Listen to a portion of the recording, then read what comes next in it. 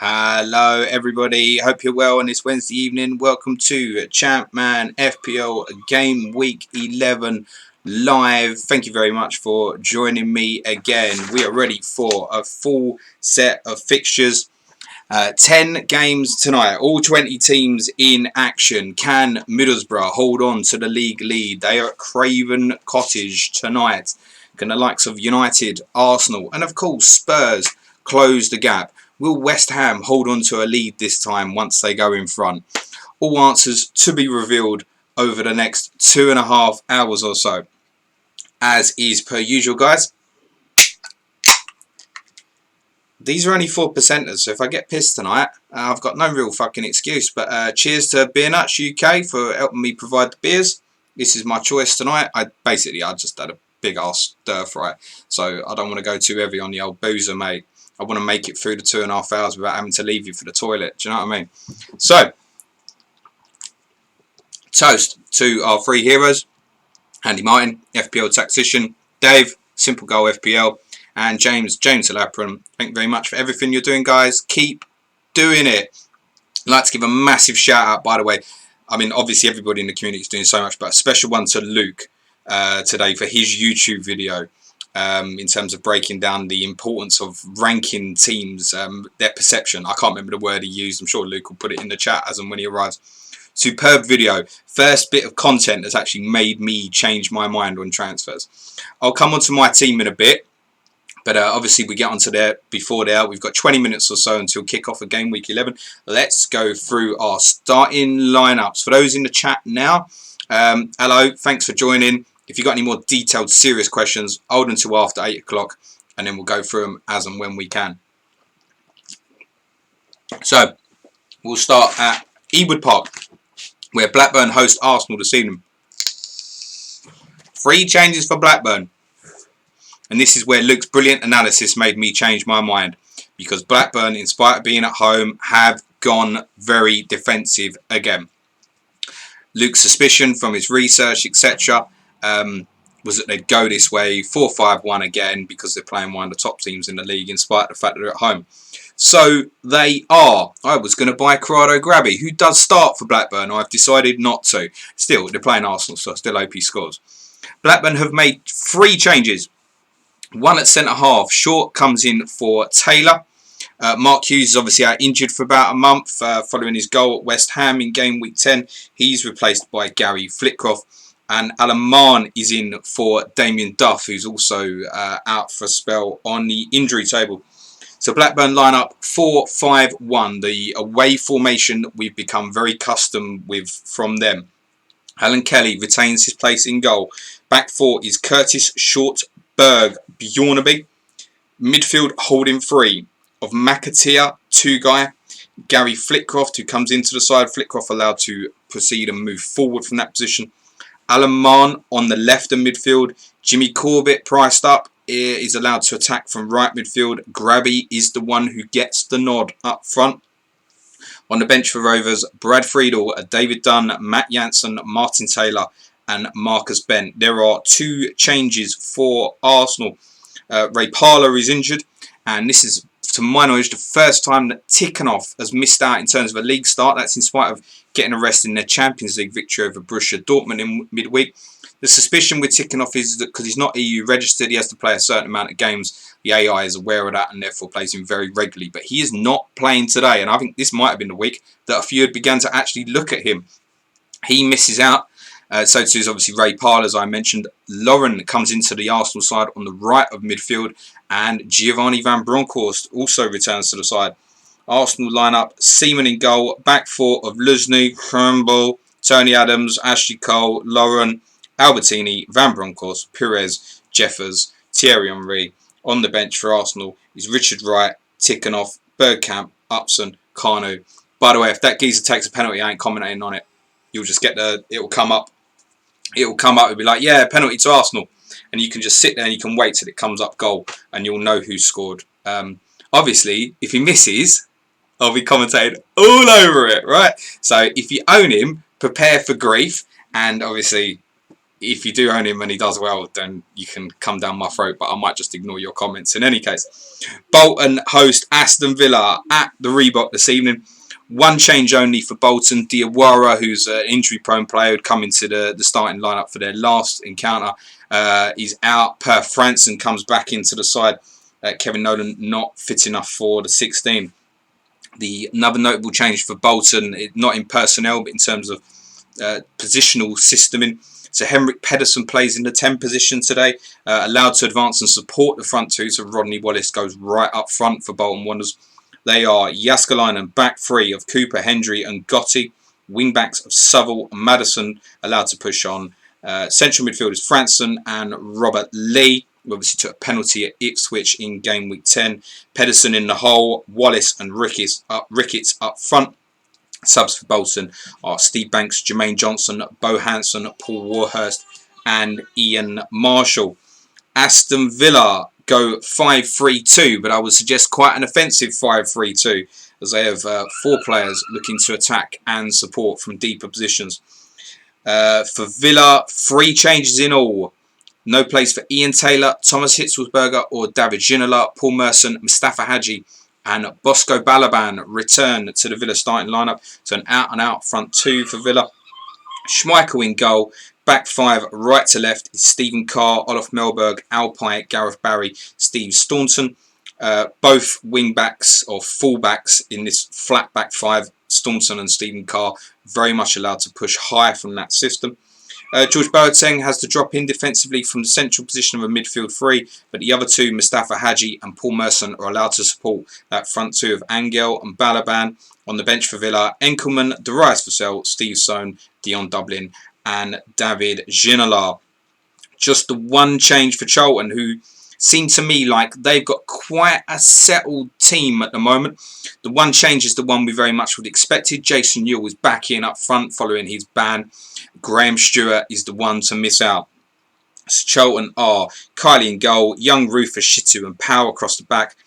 Kinsella, Klaus Jensen, Gary McAllister, Jason Wilcox in midfield 4. Yule and Johansson up front for Charlton. On the bench, Ben Roberts, Gavin Peacock, Andy Reid, Sean Bartlett and Stewart. They host Leicester today. Many may have sold their assets. I suggest as well, many have held on. It's a little bit of both for me, but I don't start with any Leicester players today. So, Leicester are 4-4-1-1. One change. Gunnlaugson misses out, which means James Scowcroft goes back into his more favoured number 10 position. And Muzzy Izzet is fit enough to start. So Leicester are Walker in goal, Rowett at right back, Elliott at centre half, Taggart back at centre half, Damien Delaney back at left back. Midfield 4 is McAnuff, Wise, Izzet allowed to push on, Impey, 2 wide players allowed to push on as well. Scowcroft in support of Dean Sturridge. On the bench for Leicester, Alan Marriott, Matthew Jones, Adi Akinbaye, Frank Sinclair and Arne Gunnlaugson. To Pride Park, 2 changes for Derby. Horatio Carbonari not fit enough and there's no place for Georgie Kinclarsey in the starting lineup. Malcolm Christie comes in up front and Daniele Diano plays as the centre of Derby's back 3. Andy Oakes stays in goal obviously as Mark Poom is still suspended. Back 3 of Elliott, Danio is the centre and allowed to step out from the 3 and Chris Riggott. Seth Johnson and Stefano Aranio are your wing-backs. Valakri, Burley and Powell very much becoming a rather locked trio in the midfield for Derby. Ravanelli and Christie split forwards. On the bench, Grant, Kinclarsey, Higginbottom, Strupar, Adam Murray.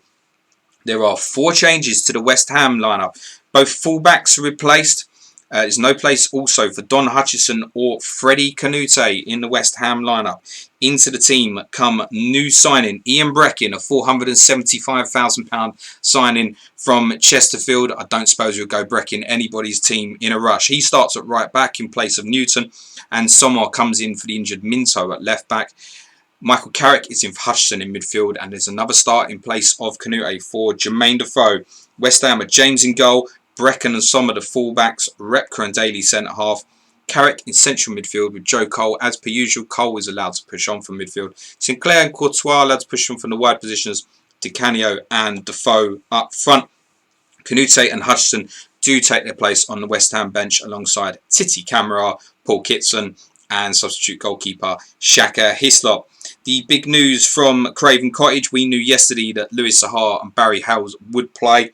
It's pretty much, I think, what most of us would have expected is that, yes, Luis Boamorte does start, but he plays wide on the left of midfield for Fulham, who make 3 changes in all, because Steed Malbronk is also back for Fulham. So it's Malbronk, Saha and Howells in. Marley is obviously suspended. Goldbeck and Davis miss out in the midfield. So it's Van der Sar, usual back 4 of Corrigan, Gomar, Wado and Harley. Stoices and Boamorte in the wide positions, really allowed to advance right up the pitch. Malbronk allowed to advance from central as well. He's partnered by John Collins, who will be the one who will have the handbrake on a little bit. Saha is in for his first league start of the season, and the same applies to Barry Howells. All the talk of Louis Saha is now the right time. I'll bet you right now that Barry Howells is about to go mofo mental, guys. Fulham host Middlesbrough, the side from the Riverside. Mofos. Some people think I swear too much, but sometimes it just comes out, right? Middlesbrough make just the one change. It's the one we'd have expected. Noel Whelan obviously injured. Alan Boksic back to 100% fitness is in the Middlesbrough side. They are quite settled now. It's Crossley in goal. Back 4 of Stockdale, Southgate, Egiog, Festa. Midfield 4, Johnston, Ince, Greening, Gordon.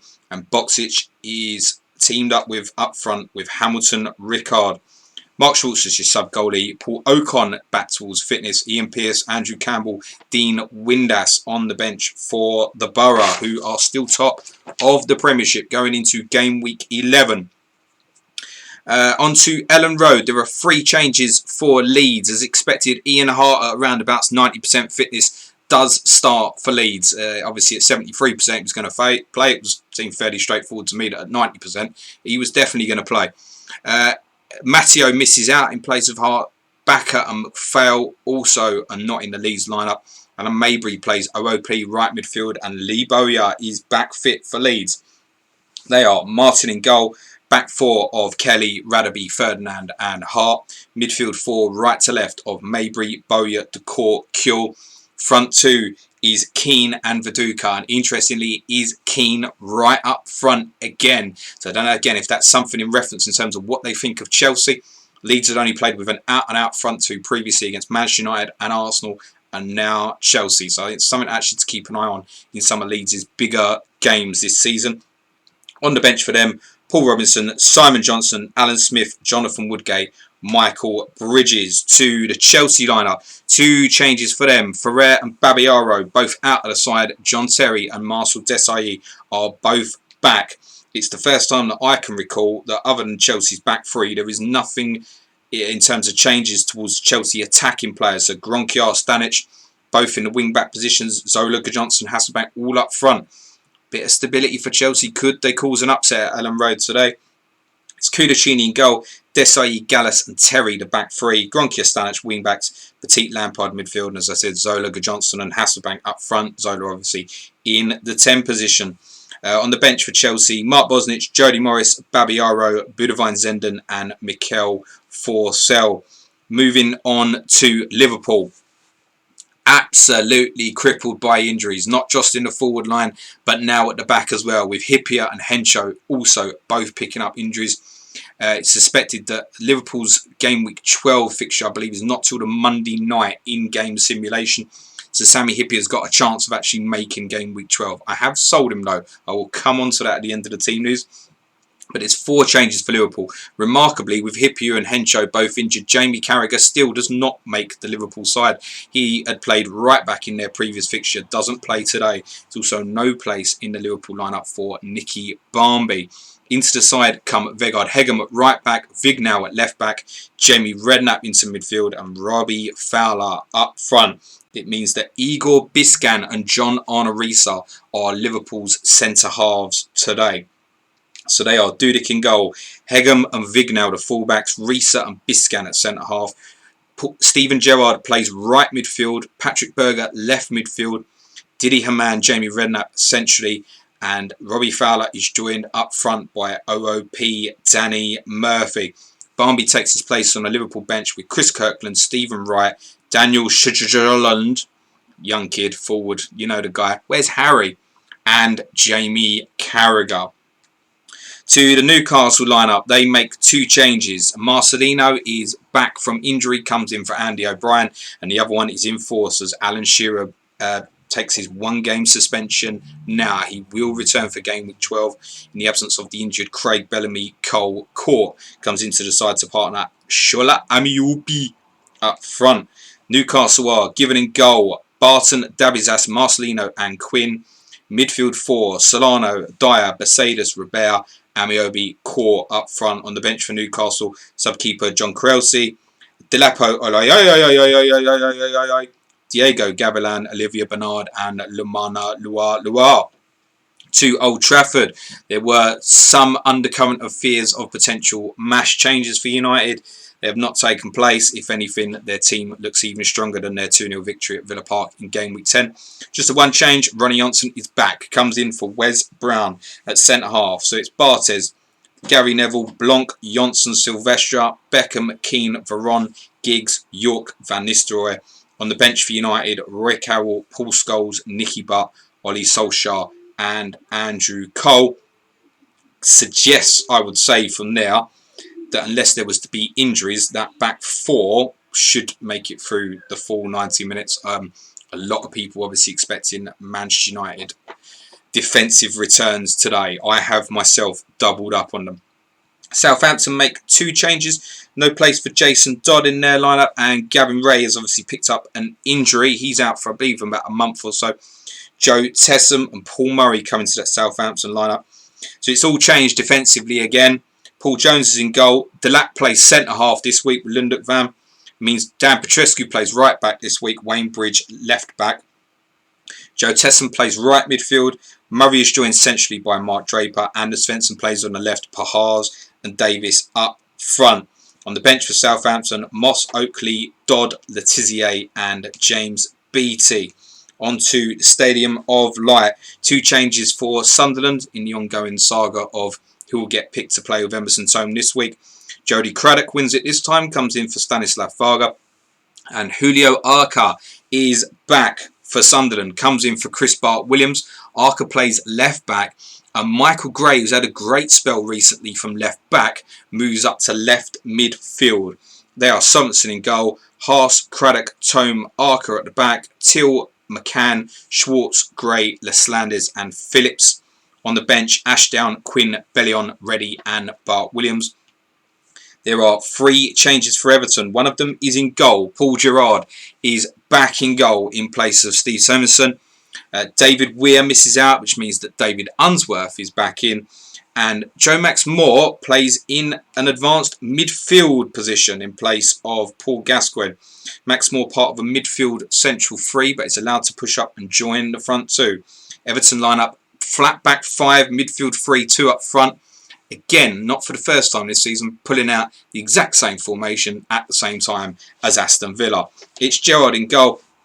Back 5 of Watson, Xavier, Stubbs, Unsworth, Naismith. Same as Villa, those 2 fullbacks really allowed to push on, Watson and Naismith.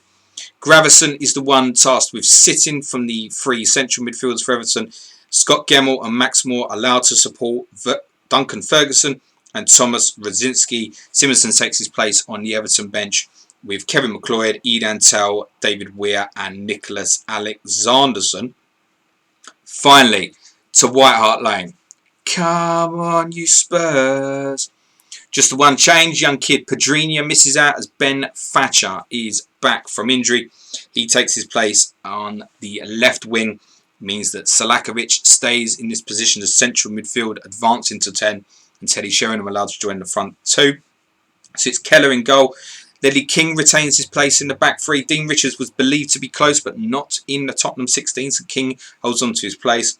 Alongside Chris Perry and Bunjevcevic, Thatcher and Anderton, the wing-backs, Poyet, Salakovic midfield, Sheringham in support of Sergei Rebov, Stefan Everson. On the bench for Spurs, Neil Sullivan, Tim Sherwood, Simon Davis, Willem Corsten and new signing midfielder Richard Johnson from Watford. And finally to the Ipswich lineup at White Hart Lane today. 2 changes for them. Maurizio Tirico is not in the Ipswich 16. not risked. I wonder if it's because it's a more high-profile fixture. That's why they've not taken the chance with him. I don't know. I'm sure our friend Luke might be able to enlighten that and say, Luke, if you're in the chat now, you missed me like seriously blowing your horn at the start. Don't take that the wrong way, pal. Marcus Stewart is also into that side in place of Miller, which means Finidi George plays as a central midfielder. I've done guessing with this shit, really, to be very honest with you. But it's Matteo Sereni in goal, the last of his suspensions before a 2-game ban. Really important. If you've got players due for a ban, Sereni is a great case for this. He's only going to miss 2 league games despite a 3-game suspension because he will miss one of those games in the League Cup. Depending on the team, the League Cup fixtures are in different game weeks. Seriously have a go and check out in terms of when you think your players may well be suspended. I know Sereni will be suspended for game weeks 12 and 13. He returns in 14, so it means I might not have to make a keeper change because that's when Casey Keller goes to play for USA. It's not ideal, but I might have to go and live with that.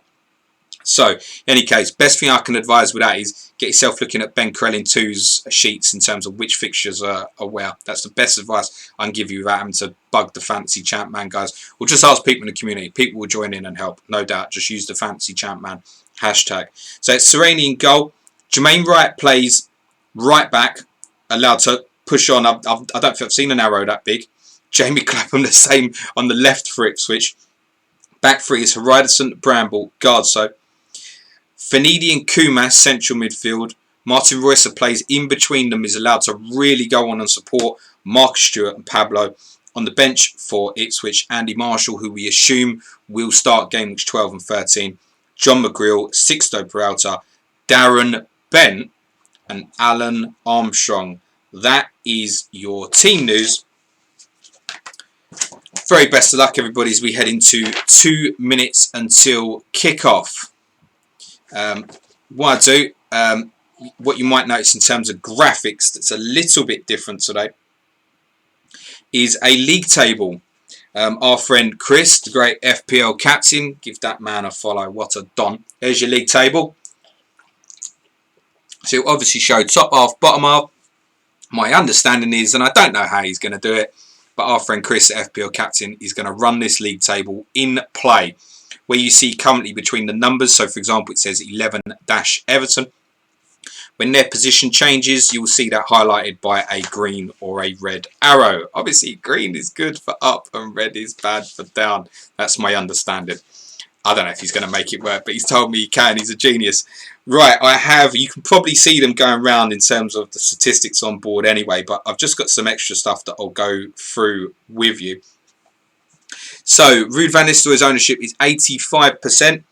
72% have captained him, I can confirm. 72% on Van Nistelrooy, 8% on Henry, 4% on Shearer, 3% on Veron and Beckham, respectively, 2% on Mark Viduka, and amongst the 1% captains, Sergei Rebrov, Luis Barmorte, Ryan Giggs, and Gianfranco Zola. So overall ownership now, Van Nistelrooy up to 85% ownership, which for those who are planning to go Van Nistelrooy to Henry next week or the week after, I suggest it's quite scary to come off at that sort of ownership. Beckham now the second most owned at 62%. Solano and Staunton both over 50%. Henry, Laurent Blanc and Alan Johnson will have 31% ownership. Dean Gordon, David Seaman at 29%. Luis Barmorte has 28% ownership. Very interestingly, Ian Hart does not appear in that top 10. And your top transfers in and out this week. The most bought player in this week is Tottenham's Gustavo Poyet with 98 net transfers in. One more than Middlesbrough's Alan Boksic. Alan Johnson and Mikel Silvestre both have 81 new owners each, and Sergei Rebrov has 78. 437 of you have sold Alan Shearer. Over 100 of you clearly weren't happy with the idea that Luis Barmorte would be playing OOP. He's been sold by 110. There's also been just over 50 net transfers out for Melchior, Hart and Hippier. We are, as you can see from your ticker, just over a minute gone in your game week 11 fixtures. Once again, wish you all the very best of luck. Give us a moment and we'll get in the chat. I'm sure the goals will start coming in soon enough. I will assume from my friend FPL Captain that he's not been in touch, that everything's okay with sound, Wi-Fi, etc. I'm going to go back and put my phone into aeroplane mode so that we don't get disturbed, kids. Right, great stuff. Well done, my man Chris, on them graphics again, pal. Top stuff. Right, I think my life is sorted now. I'm just about ready to go. So, me this week. I scored 56 last game week, which has been seems like my score nearly every other week. I'm averaging about 58. I dropped to 73rd or 77th joint. Not anticipating a green this week either, if I'm honest with you. I'd be quite happy to finish the evening still in the top 100, but quite encouraged by what's to come. I have news of a goal at the Valley. Goal scorer for Charlton Athletic is Jonathan Johansson, and the assist goes to Jason Wilcox. Anyone still own him? Jonathan Johansson, not Yule, the goal scorer for Charlton, 2 minutes in, and Jason Wilcox with the assist. I'll come back to my team in a moment. So Charlton with the first goal of the night, and you can see league table there. Look, he's already on it. Charlton are up to 8th. Jesus, Chris, I don't know how you do that. You're a clever bastard, seriously. I see a tweet there from the official account. Here we go. First goal scorer predictions. I'm going for Jonathan Johansson myself. Captaincy and ownership update from the official account. 1,400 transfers made. Close to 1/3 of those used to ditch Alan Shearer. Most of Captain Van Nistelrooy, and it's Henry Shearer second and third. Okay. Right. So, me this week. What the bloody hell did I do? Well, I tell you what I was going to do.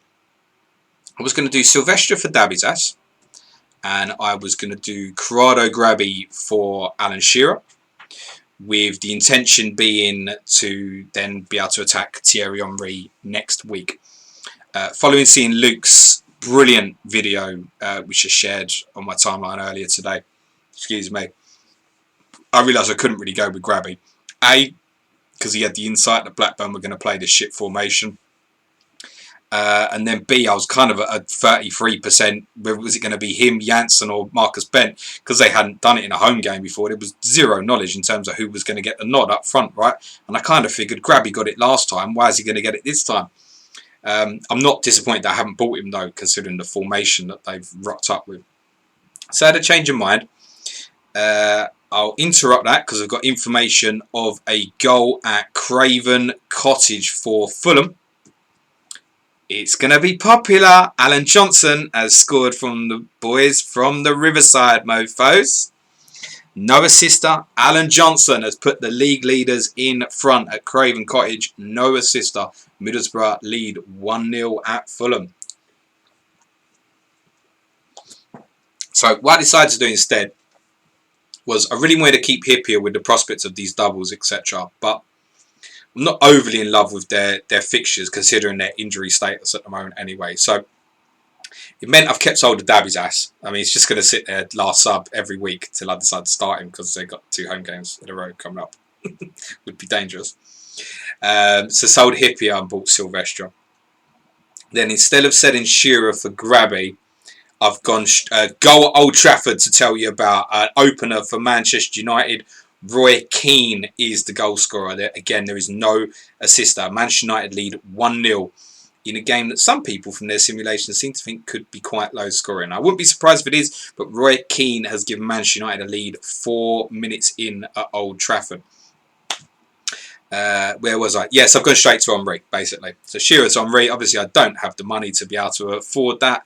So I've sold James Scowcroft for a -4 for Klaus Jensen of Charlton, who I think now's back, 4.5 million. He'll have no ownership. And I've started him today, home to Leicester. So I'm Keller in goal, at home to Ipswich. I'm back 4 of Hart. I've picked Richard Rufus. And I've got double defensive United of Blanc and Silvestre. I'm midfield 3 of Harry Kewell. I've gone with Fanidi in the starting lineup. Really couldn't particularly make my mind up. Done that, and I've started Klaus Jensen. And up front, I've got Captain Van Nistelrooy, Thierry Henry, and Henrik Pedersen, which will be his last fixture before he gets bombed out next week. And I think there'll be another -4 incoming, I suspect. So that's how I line up. My bench is irrelevant because all my guys are starting. Let's give you information on the 3 goals scored so far this evening. So the first was by Charlton by Jonathan Johansson.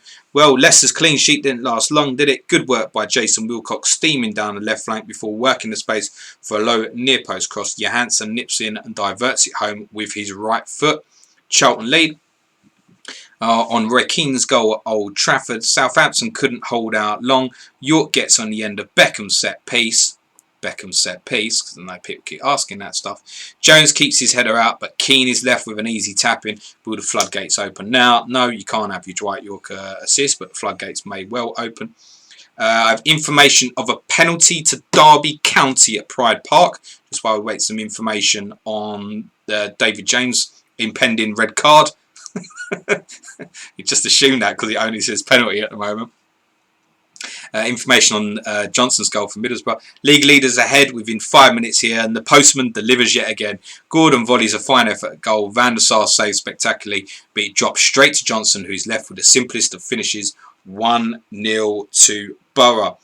Waiting further information on the Derby County penalty at Pride Park in their fixture with West Ham. We're just coming up to the 8-minute mark. Who would be on that for Derby? Ravanelli? Can't be. I've gone Ravanelli in my head-to-head with the scout this week, so it won't be Ravanelli, will it? Christie up front, maybe. Craig Burley. Oh, I feel like one of the defensive ones normally take it. There is a red card. It's not David James, but West Ham are down to 10 men. Red card's gone to Michael Carrick of West Ham. Great play by Burley in the box as he turns on the ball, but only as far as Michael Carrick, who dives into a horrible 2-footed challenge. Graham Poll points to the spot and it's a red for Carrick too. Chris Riggott will take the penalty for Derby County. So Riggott to take the penalty for Derby. West Ham down to 10 men, 7 minutes gone. They won't be taking the lead and losing it this week. They'll just be getting battered, I should imagine. See my man Suj is in the chat somewhere. I can see someone mentioning him. Hello, mate. What's happening? Good quiz today. You did alright, mate. Did a quiz on the history of the League Cup. Even you youngsters, I'm telling you, you will enjoy it. It's educational as well. They're nice. Problem is, I might need a wee because they're going down. Penalty is converted by Riggott. And obviously assist goes to Craig Burley. So Derby 1 up and also have a man advantage. That's timed at 7 minutes, that goal at Pride Park. Derby lead West Ham 1-0. Riggott with the penalty. Assist goes to Craig Burley. So, how's everyone doing? See, there's Suj. West Ham, for fuck's sake. FPL Irons rode her out. Brad Lewandon, come on, Riggott. What a mate. Cow, oh no. Early red means 5 more to come. Just remember, guys, if you're joining in the chat for the first time, this stream's on a 30-second delay. So the advice for everybody generally is turn the notifications off from the official account, off their tweet. Enjoy the stream and tweet something once you've heard it from me. So no spoilers, please, guys. Obviously, just make sure as well, guys, that you're all on live. You should have a red dot in your bottom right-hand corner or something. Someone will explain it in the chat better than me. Make sure you're all live as well. Some of you, I say the delay's about 30 seconds. Some of you might get the delay 30 seconds. Some of you might be 35 seconds. Might even depend how strong your Wi-Fi is or isn't as well. I don't know. So just bear in mind, others, guys. Information on the Riggott goal for Derby. When you're trying to keep your job, you don't want to start like this. Riggott makes no mistake from the spot, and West Ham now face 83 minutes with 10 men. It looks like they will defend and try and counter. They need a goal, though. Wonder if one of those front two might be sacrificed. You would have thought it would be Defoe before Di Canio, wouldn't you? Karen Yadev's in the chat, says hoping for a Redbrough hat-trick today. Graham Sean, love the defenders on pens, to be honest. Did a dirt on them for Arsenal as well, right? Well, we're hoping not, Graham. One of the things I mentioned on the podcast Monday night, which had been picked up again by Luke and Heskebo as well, from the Sunday night stream with the Championship Manager boys was that there were a number of Arsenal players who were not on the pitch when those 2 penalties were converted in that fixture with Dortmund. Albertini, I think it was Albertini, Perez and Tikhonov. Now obviously Tikhonov doesn't play today, but it's possible that Albertini could be on them. I think he's got higher penalty stats, I'm told. So there's no certainty that he'll be on them. Yes, there is a trend though for defenders taking penalties. It's unarguable. You've got Riget here, Gianluca Festa. I'm sure there's been some others as well that I just can't think of at the moment. Interested to know from Andy Martin, if you're in the chat today, mate, or James or Dave, if you're about, what is Ian Hart's ownership now? Really interested to know, because I didn't expect that number of sales this week with them having a home fixture. Really surprised. I know people have been a bit frustrated, but they are a bit chalk and cheese in terms of home and away. And I know they've got 2 away games to follow this, Leeds, but then there's another very nice home game. So I don't know. So it certainly didn't, having kept last week, it didn't cross my mind to sell him this week with a home fixture. I'd be interested to know that.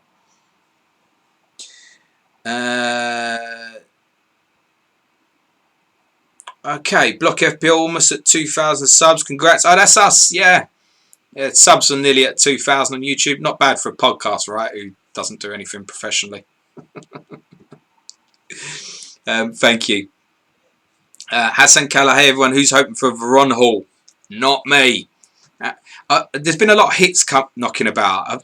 Have a lot of them been for Veron, or have people done similar to what I've done with Henri? I see James pumping Uganda saying 27%. Eritrea is saying around 28%. So yeah, I guess Hart is just outside that top 10 at the moment for ownership. Oh dear.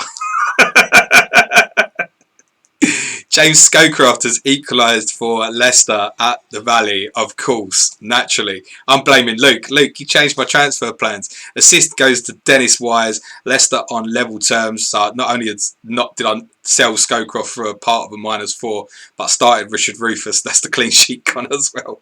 Absolutely torn apart. Yeah, completely gambled on the all-in there. Win some, lose some, as I like to say, guys. Leicester on level terms. Well done to those who have held on to James Scowcroft. He's equalised at the Valley. Dennis Wise with another assist. And we think that's a set piece again. Let's wait and see till we see the commentary on that. Billy Hadaway's putting Johnson the postman up for PFA Player of the Year. Bill Badger saying Hart's ownership was about 30% earlier when he sold him. Oh, big goal at Ewood Park.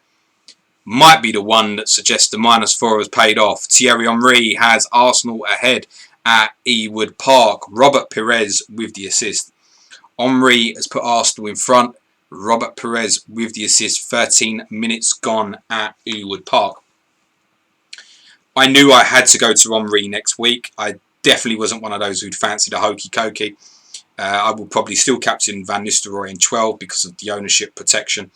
But I certainly want to captain Henry in game week 13, and having looked at everything earlier mainly from Luke, I've got to credit him. It became apparent quite quickly that maybe we should just get him in now. So I'm pleased that I've done that. Henry has Arsenal in front. They follow this with home fixtures against Derby, Sunderland, a trip to Fulham and Tottenham at home. Arsenal lead at Ewood Park. Information on the Scowcroft equaliser for Leicester at Charlton. Good work from Joby McAnuff, who collects Izzet's pass nicely before finding Wise in space on the right. The veteran ex-Chelsea man shows great vision to pick out Scowcroft in the middle, and he powers his header past Kylie. Great team goal. Not the set piece, but obviously Wise ending up in a wide position there. As we know, a number of goals in this simulation are scored from wide positions.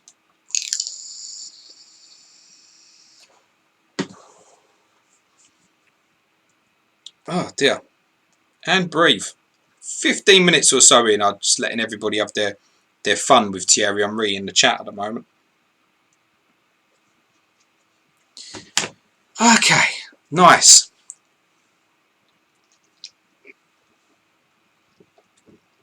Clean sheet wipeout is in the chat. He says this has not started well. Information on the Henry goal. Perez reminding Wenger what he's missing. His slaloming run ends with him leaving McAteer for dead before feeding Henry in the box, and the ex-Monaco and Juventus man fires home from 12 yards. Van Bronckhorst has gone in the book for Arsenal's confirmation of a Van Bronckhorst booking as well as that goal, which sounds like it was brilliantly assisted by Robert Pires. Neil Baxter sold Wise for Keane today, so not that bad really. Optimus has got lots of cold faces.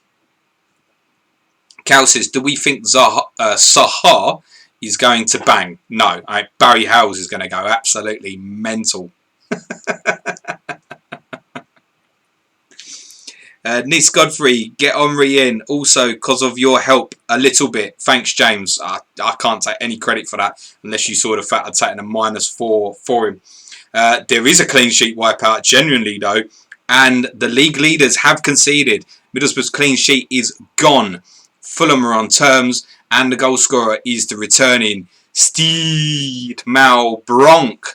Assist goes to Stolzers. Malbronk has equalised for Fulham. 16 minutes gone at the Cottage. Stolzers with the assist.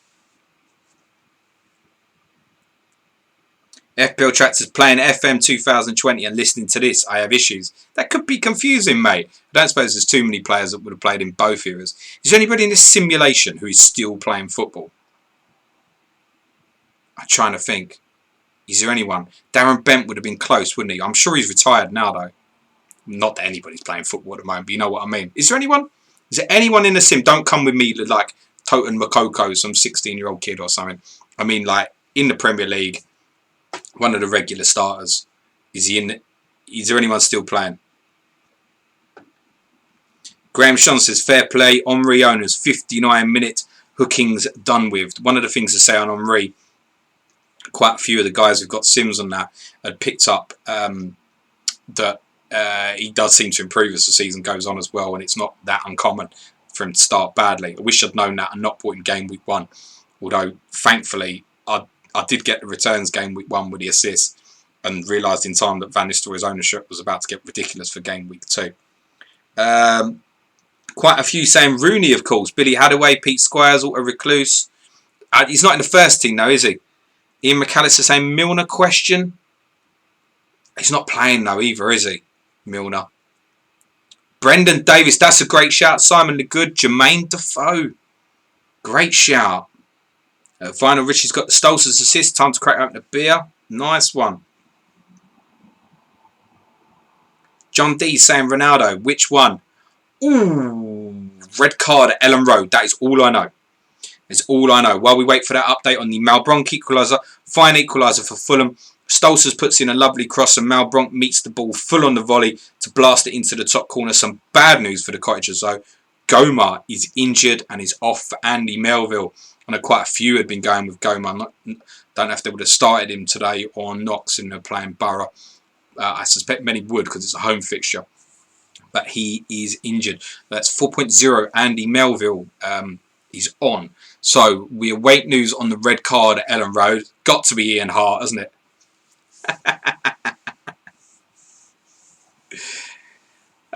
Which way is it going?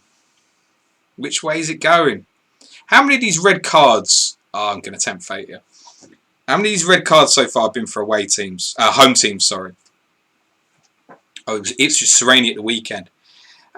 One man went to lift. Went to lift, Frank Lampard. Frank Lampard is the man who's got the red card. Silly from Lampard, who picks up 2 bookings in 2 minutes for cynical shirt pulls. The first is on Cure, but he repeats the offence a minute later on Decor. An obvious second yellow. Hart lines up the free kick from 30 yards. He couldn't, could he?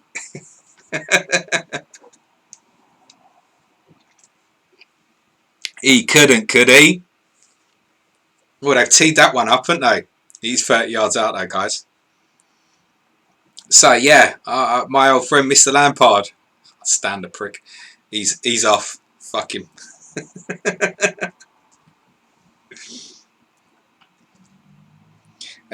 Gary Mantle saying Joby McAnuff, player coach at Leyton Orient. He's in my squad as well, Joby. It's my first sub today. That was a late change of heart. Oh, he scored. Ian Hart scored. Ian Hart has given Leeds the lead. The assist goes to the court, who was obviously pulled back by Lampard for that second foul. So the court gets the assist. I don't know why I went that. You know what I mean. Ian Hart has scored for Leeds. Nice one. 21 minutes gone. Leeds ahead and Chelsea down to 10 men. Ian Hart with the goal. Olivier Dacour with the assist. Nice. That's interesting. I see Hassan Kalla there saying sold Hart, part of a hit. JJ's happy. Ram's happy. Late Riser sold Hart for a hit. Cow's hearty. Late Riser says fuck. Ram says get in. Hassan, lol, he scored. Andreas, yes, Hart. Karan, ha ha ha. James Street, Hart back in then. Andre says OMD, oh my days. And there's an oh my days goal at Anfield as well. Actually, not quite. But Liverpool lead. Patrick Berger is the goal scorer for Liverpool. Assist goes to Vegard Hegem. Oh, Paulie's got Hart on his bench. James, breaking my heart. Don't go breaking my heart. Arachara is not happy. Neil Back's a beauty, kept Hart in. John D, I went with my heart and kept him in. Ah, Patrick Lawson, Hart, the ultimate troll. So yeah, Liverpool in front against Newcastle. Patrick Berger is playing on the left of midfield. Don't know if that's a longer term move there in place of Nick Barmby as goal scorer. Vegard Hegem from right back, so we presume that's another cross. Someone coming in on the back post. Wait till I read the commentary and it's something completely different. Liverpool lead from a set piece. Vegard Hegem drifts the corner in. I know some of you guys like that stuff. But Berger attacks the ball like a ball after a rag and thunders a header past Given, who doesn't even move. Bosh.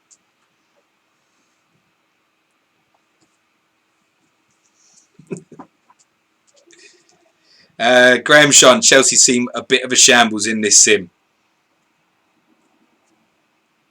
Yeah, you're not wrong. This will be, is it 5th defeat in a row away or 6th? I've lost at least 4 away games in a row. I know that.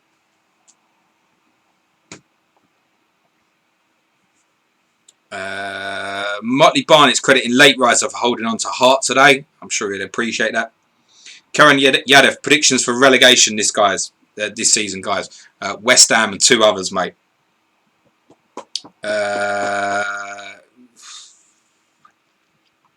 Goal at the Reebok for Bruno and Gotti of Bolton. Assist will probably be more popular. It's Michael Ricketts again with the assist.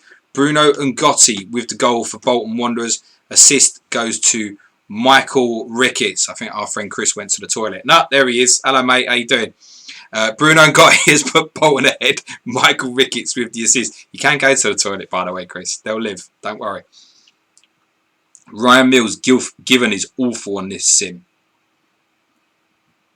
Auto Recluse. He's done enough now. Sub Hart off. Lol. Not before 60, pal. Feely M2. Ranieri often gets sacked. It won't be before Glenn Roeder, though, I don't think. Mind you, he's going to be under severe pressure, though, isn't he? Surely. Just saying at the assist table there. Dennis Wise now on 4. Only 2 Guy Johnson and Beckham with more assists this season than Dennis Wise. Information from the Reebok. Gareth Barry receives a yellow for fouling Ricketts 20 yards from goal. Who's going to take it? Who else but Bruno and Gotti? He steps up to the free kick and hammers the ball past Schmeichel to give Bolton the lead. He hit that so hard. So, things repeat themselves in game weeks, and we've had like nearly no direct free kicks this season. It's been like 2 or 3, and then we get 2 in the space of 3 minutes. 1 at Ellen Road for Hart and 1 at the Reebok for Ngotti. Anyone else got any free kick takers? We've had like a Salakovic, Veron, Beckham. These guys maybe. I see you, Chris. You're all good. Real Mills, 4 clean sheets gone inside 25 minutes. Yeah, okay. CSW finally returned, getting Ricketts. Will Cantrell is professing his love in the chat for Bruno and Gotti. Hello, Coach. Coach is in the chat. Hello, mate. This Godfrey's so rough. 1 clean sheet left. You never know. You might have none now. Ipswich lead at White Hart Lane. Boo. Goal scorer is Pablo. Assist goes to Jamie Clapham. Of course, up it's Keller over Sereni, obviously. So Pablo, the goal scorer, in that lottery up front in terms of who will play for Ipswich. Jamie Clapham, who scored a penalty against Bolton in game week 10, now has an assist in this game week. Maurizio Tarico no longer exists. Exag match, obviously. Auto Recluse saying Staunton question perhaps on free kicks. Darren Addy, yes, Scowcroft did score earlier, mate. Rory Cartwright doubled up on Spurs attack. Coys. Enemy. Come on, Redbroth, do something. FPL Badger, boo. Fucking hates Ipswich. Really fantastic open game and no surprise, this is a Spurs game. Of course, we're the entertainers in this sim. Like, genuinely. And Ipswich take the lead. Clapham, who's been booked also. Crosses for Pablo and he beats Keller, who came to claim but got nowhere near. Fucking useless. Shit goalkeeper. I might have to buy one. It'd be Seaman or Jones for me, depending on how I want to play it. Those are the two in mind if I decide to add a keeper. But basically, I mean, I obviously wanted Sereni for the next 3 fixtures because Ipswich got 3 great home games. He's going to miss the first 2. Do I just suffer Keller for those 2 and then Sereni back? Or do I try and hammer it in for Seaman or Jones next week? I think if I do it, I'll go Seaman. Because if I go something like Pedersen to Boxic, makes sense. And then Seaman in, I've got the exact money, and that feels more worth a hit. Rather than get Paul Jones in for a hit, just doesn't feel right at all. Not that maybe getting Seaman in. You know, Seaman's probably a blank 6-pointer. If Keller gets 2, is it worth it? Not really. Yellow cards to tell you about Old Trafford. I have absolutely no idea how Roy Keane has got away with that. He hacks Kevin Davies down with a savage 2-footed challenge, yet Steve Dunn says it's just a yellow. Needless from Keane, and he's very lucky to escape a red until the next time he makes a tackle. Nis Godfrey says Blackburn going to score. Probably not, mate. Probably should have taken that hit for Seaman now, shouldn't I? I couldn't have done it actually because I'm maxed out value wise. I couldn't have gone Sereni to Seaman this week without taking a -12. Patrick Lawson, tip for Keller and Sereni owners. Asked me which one I'm starting and then start the other one. Got it wrong 3 weeks in a row now. I know how you feel, Patrick. I think there was always one where they may both pick up the odd save point because Spurs games are like that. They'll probably both concede. It's probably not going to matter. So I just went with Keller on better chance of a clean sheet out of the 2, but wasn't expecting either.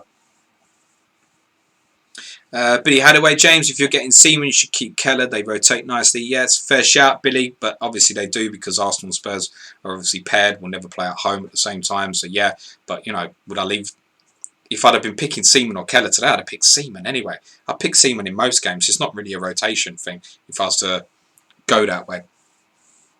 Plus, I've obviously still got wild card in hand, so it's very short term. Doesn't matter. For me personally, but I understand the longer term thoughts there, Billy. Friend Tom Campbell was in the chat. Hello, mates. It's banging quiz today, by the way, mate. Loved it. Cheers, pal. What did you score, Tom? What did you score?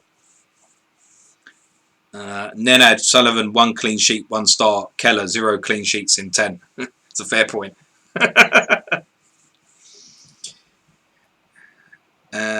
So substitution at Ellen Road. Is the heartache over? All Leeds here, but a blow for them.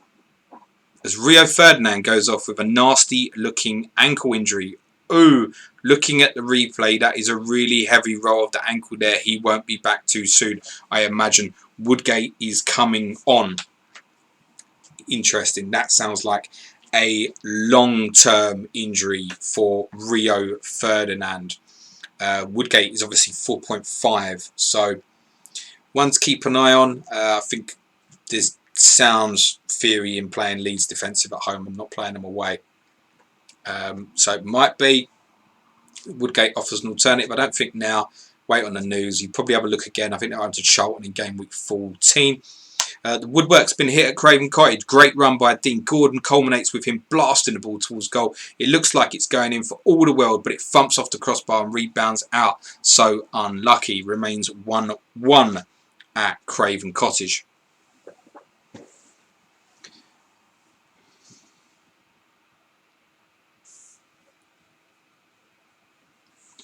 Charlie Francis, what's with the Poet love this week? Thought it was doing something different. I have no idea. No idea. Spurs for me have got difficult fixtures following this one and obviously losing this one. But he's had a good run at good value, hasn't he? I think it's one. Yeah, if people moved off Salakovic, then have the fear and they want a bit of coverage of Spurs. But yeah, I mean, I was very shocked when I saw he was the most bought. I thought it was probably going to be Boxic actually. Shearer to Boxic, which would then be sort of funding people's on remove. That's what I was thinking. Boxic was one of the most anyway. But yeah, certainly surprised. I can tell you that there has been an equalising goal at White Hart Lane.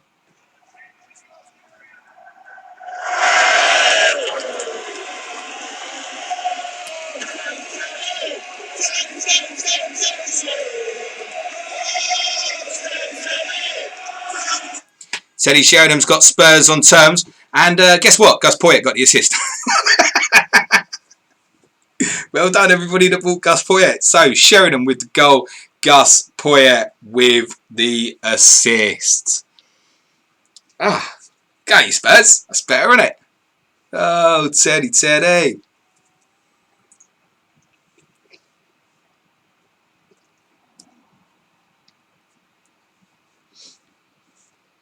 Andreas Reza could be massive for Shearer next week. That's another good one. What's Shearer's ownership now, guys?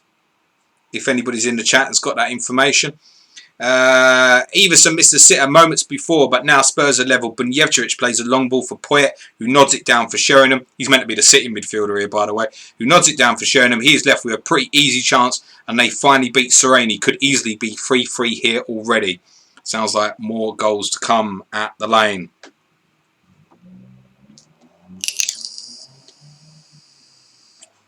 Dick Wellington says, damn Teddy. No, it's oh Teddy. Ryan Mills got Poyet. FPL Badger saying oh Teddy. James Pompey in Uganda. Salaka who? Andre, still no returns. Lamau. Yeah, I know what it means. Patrick Lawson, Poyet in for -4, looking okay now. I don't know, that's madness. But well done. I can't argue the value, what he's returning at that price. And here comes that substitution I suspected we might have at Pride Park. Di Canio's been in midfield since the red, but it looks like Roda wants him back up top. Defoe is replaced by Kamara to facilitate that.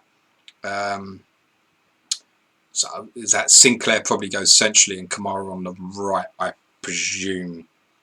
Well, I've got two very different totals here. James Pompey in Uganda saying Shearer 22%. FPL RG Bargy saying Shearer 35%. So I have no idea who's right and who's wrong now. Hitpock07 Legendary. What was the best goal you ever saw scored at White Hart Lane? Didn't we do this one last week? Anyone scored against Arsenal.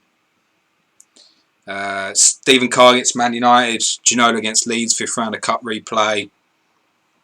Those are the first. Harry Kane's mask goal against Arsenal. I'm sure I did this on a stream the other week. It might have been one of my Ask Jameses, in fairness, on the Fridays. The yellow cards tell you about the Stadium Light. Not much to report here. Both sides have had okayish chances, but nothing significant. Phillips and Till most involved. Really, the only actual news is a yellow card picked up by Stefan Schwartz. Everton will be the happier of the sides, you'd think.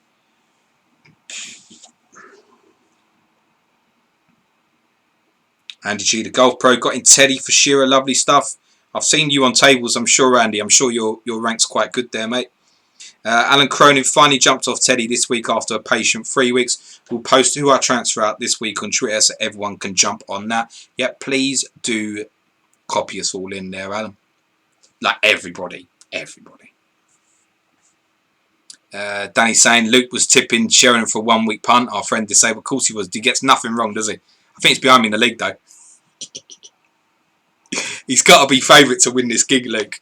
He's got to be. He's got it on complete lockdown in terms of the information. The league leaders are behind Riverside Mofos.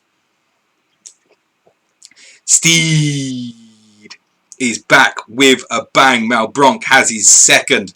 I wish I'd left him dead in my team for a month. And the assist will be popular. It's John Collins. How many times? John Collins. That goal actually means that Manchester United are currently now top of the Premiership. You can see the live league table, the bottom right hand corner there. United, as it would stand, would leapfrog Middlesbrough by a point today. Oh, fucking hell. Stephen White, good beers, pal. Vinyl Richie saying, Edmund question. Are you thinking about the Edmund goal against Liverpool? It was at Anfield, mate. Oh, yeah, what a rocket that was. April 05. Harbour Boy, keen to Shearer next week. Wow, huge goal at Old Trafford. And it's gone. The double defensive clean sheet has gone for me. Southampton have an equaliser. Joe Tessum is the goal scorer. Assist goes to Mark Draper. Southampton have levelled at Old Trafford. The gamble for me is backfired. So far I'm alright because everybody else's gamble's backfired as well. But Southampton are level at Old Trafford. Joe Tessum, the goal scorer. Mark Draper with the assist. Andy Martin's got Steed in his zombie team. Of course you have. That zombie team's always smashing it, mate. Hassan, I'll have less of that glory stuff in the chat, mate. That's a song stolen from Spurs. Get back on your bike. Patrick Lawson, glad I delayed getting Borough defence. Yeah, Fulham away didn't feel like the right week, really. Colm, brace yourselves for the Steed comments. Yeah. Alan Motti says this is the reason Andy's loving this game week. Another fantastic volley from Mal Bronk. This time he meets Collins cross with his left foot, but the result is the same as the ball crashes past Crossley. No chance for him. Now we'll see what the league leaders are made of.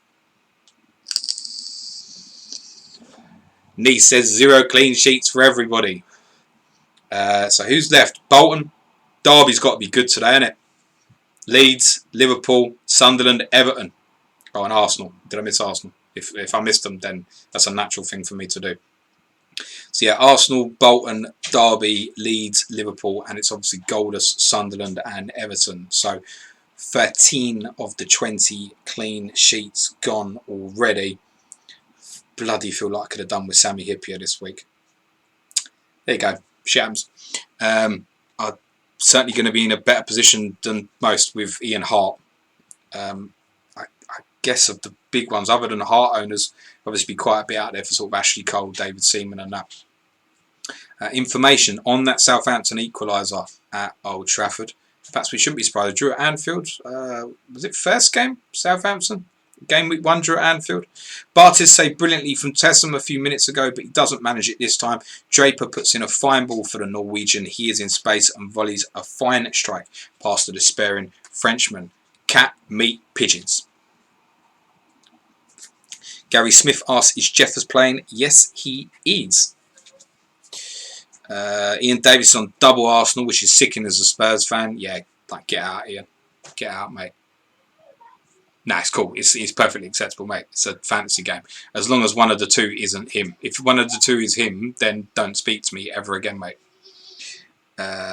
Christopher C. At Optimus Prime FPL Fantasy Premier League Addicts turned into Megatron this half. I have only Cole, but I'm sure Blackburn will score.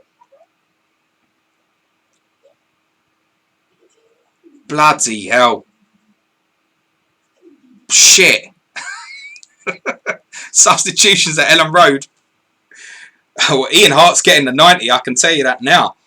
Oh no, Leeds. DeCourt and Kuehl collide in the middle of the park and they're both injured. It's Kuehl's knee and DeCourt's ankle. They both need to come off. Alan Smith and Simon Johnson coming on. What a blow. 3 injuries in a half. Leeds have used all their subs. Bloody hell. There was no sense in selling Kuehl over Scowcroft. I don't care. But yeah, that's easy funding now for other things. If that's serious, Kuehl will just go. Okay. Think straight away of Alan Johnson of Middlesbrough. I'm late to the party, but I might have to join it. Could be I go him and Boxic next week. And Laguna defensive. Solid. Bang, bang, bang. Boom. Charlton have the lead at the Valley. Goal scorer is Mark Kinsella. No assist. Charlton restore their lead at the Valley. 2-1 up against Leicester. Mark Kinsella, the goal scorer. Assist for the famous Nun. Thank you, Andy. You're a sweetheart. I love you too, pal. Billy Hadaway, Hart will get injured now. Well, yes, he could, and Leeds could also finish with 10 men. But he might just limp on. I don't know if Luke or more experienced ones in the chat think if he picked up a knock now, would he just stay on? I don't know. Yes, of course. It's a few people saying that. For FBL Badger, our Norwich correspondent, fuck's sake, sold Hart and kept Kill. Happens, pal. Petrol Alan Smith finally on. Let's see what the kid can do. So I presume it's goal. Henrik Pedersen at the Reebok. Thank you for your farewell present there, sir. You little fat bastard. Henrik Pedersen with the goal. Neil Maddison with the assist. Bolton lead Aston Villa 2-0 at the Reebok. Pedersen with the goal. Maddison with the assist. Bolton 2 up against Villa. I was going to say, I presume that means Robbie Keane back into midfield.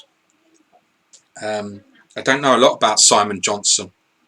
I don't know if someone can update us there. I put in capital letters. Simon Johnson is this. Thank you, Billy. That's kind of you to say. I don't like to... If I see the comment, I won't read it out anyway, but I appreciate the kind things being said. Will Cantrell subbed Q in this week. Philly 2, none racking up the assists this year. Yeah, he does that all the time. Here's the information on those 2 goals for Charlton and Bolton respectively. It's been extremely quiet action-wise since Leicester scored, but now Charlton lead out of nothing. Kinsella intercepts a loose Leicester pass and has nothing on, so he opts to try a long ranger. It's perfect and flies past Ian Walker. 2-1. And at the Reebok, Bolton get the cushion they more than deserve. Maddison controls the ball over the top from Robert Lee with his chest before centering it from the right-hand side. Pedersen meets it with his head and guides it past Schmeichel. Easy for Bolton. Andy Martin saying, apologies for Mrs. Pedersen, who I know was tuned in tonight. She's probably happy with the money, mate. Let's be honest.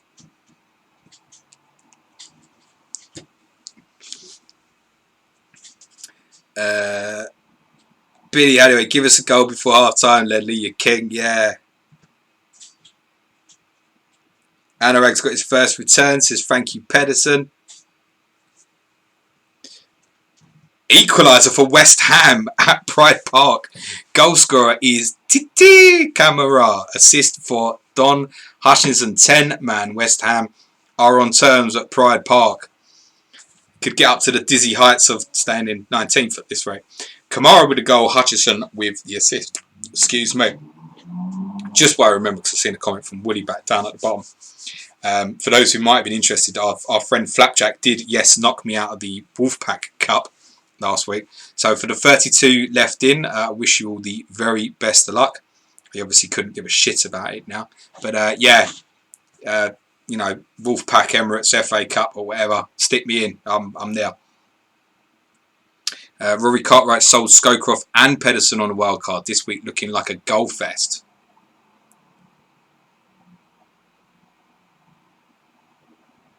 Captain's nailed his clock, hasn't he? I just seen the message from Colm. But he nailed it. So we're still playing. Information on the Kamara equaliser for West Ham. Hutchison subbing on for Sinclair a moment ago. Looked a tad desperate from Rhoda.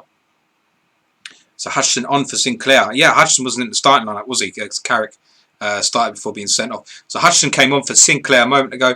Looked a tad desperate in the account's opinion from Glenn Rhoda, but it's worked. He beat compatriot Burley before crossing for Kamara, who heads past Oaks for a goal very much against the run of play. The 10 men are back in it. Yeah, we're still ongoing. No confirmation of half times yet. But we are in added time of the first half. Obviously, for those joining in, you can catch up with all your scorers and assists to the bottom bar, going across the bottom of your screen here. Yeah, that almost did it nearly right there. Graphics being provided by our man FPL captain up here. Ruud van Nistelrooy, cha la la la la. It's not worth celebrating about or even getting the chant out, is it? Because everybody's got him, haven't they? Is there anybody here that doesn't have Ruud van Nistelrooy? He scored. Manchester United have the lead in injury time at Old Trafford. Ryan Giggs with the assist. Van Nistelrooy with a goal. Ryan Giggs with the assist. It's a pleasing one for me. It's a captain. It's pleasing because it, at the moment, levels out. I've obviously got Henry as well, but it also levels out, obviously, whatever Henry is doing. So, yep, Van Nistelrooy and Henry, the two big players, have returned. Those who've gambled, perhaps Varane and Beckham, feeling a little bit nervous at the moment. Ryan Giggs, who I would suggest has underperformed in this sim, certainly in terms of returns, with the assist. Anyway, as I was saying, our friend FPL Captain up here, give that man a follow on the graphics. Top right hand corner, you can see all your scores as well as the bar with the scorers, assists going across the bottom. And as you'll see on our screen now, our newest addition to the graphics this week is a live updated league table. You also see things like top transfers in and out this week as well. Sunderland, West Ham and Southampton, the sides currently not yet on double points as yet. But a win for certainly Southampton or West Ham would get them there, although that seems unlikely for both. Great play from Giggs on the United goal. He advances down the left flank before floating in for Van Nistelrooy, who jumps higher than Paul Jones and heads the ball into the empty net. United deserved their lead. Just. Ram, I don't have Ruud van Nistelrooy. I've got Varane. What am I doing? Pet Talk, what do you think Everton defenders, James? Look very solid and have 0-0 at the moment away today. Those are confirmed half times, by the way. So if you need to put the kettle on or go and open your fridge and get another beer or whatever, now's a decent time. If anybody's got more detailed questions or anything, now's a good time to throw them in. I've got nothing specific lined up in terms of content for this half time. We'll just chat through it. Yeah, they're worth a shot, Everton. I don't hate it. I think there seems to be rotation issues. Xavier's one who doesn't get much mention. He seems to be the one that regularly seems to play. I'll be very honest, I've not looked into anything statistical on Everton, because for every good clean sheet at home to Chelsea, there was the late goal they conceded. Was it to Derby last week? And then there's the random 2-0 defeat at home to Charlton as well. So I'd rather not. I mean, there are other teams you could attack. I don't feel like there's a time at the moment where you could now attack Everton's fixtures. Whereas, say, like Ipswich, it comes around again next week. Go and attack them defensively, potentially, if people don't already have. And I'm not going to have, and it's probably one I'm going to have to let go. But I would need something like that, I think, to want to attack Everton. Otherwise, I'm not just going in. I don't see it. There's nothing wrong with having them as cover, I think. And then if you feel you've got the right game, then, yeah, by all means, play them.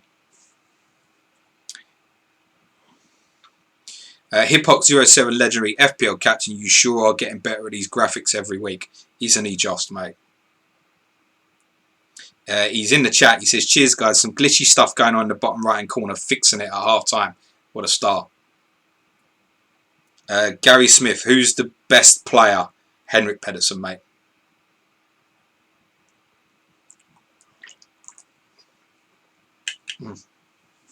Hiphoc says, what are you being smashing today? Heard you mention it was really good. It is nice.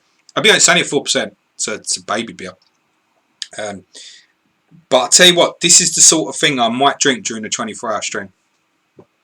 If it's just a 4%, I might chance it. I might go to my man Stephen White at Beer Nuts and say, get me 25 of them on 4%. I think I might be alright on them.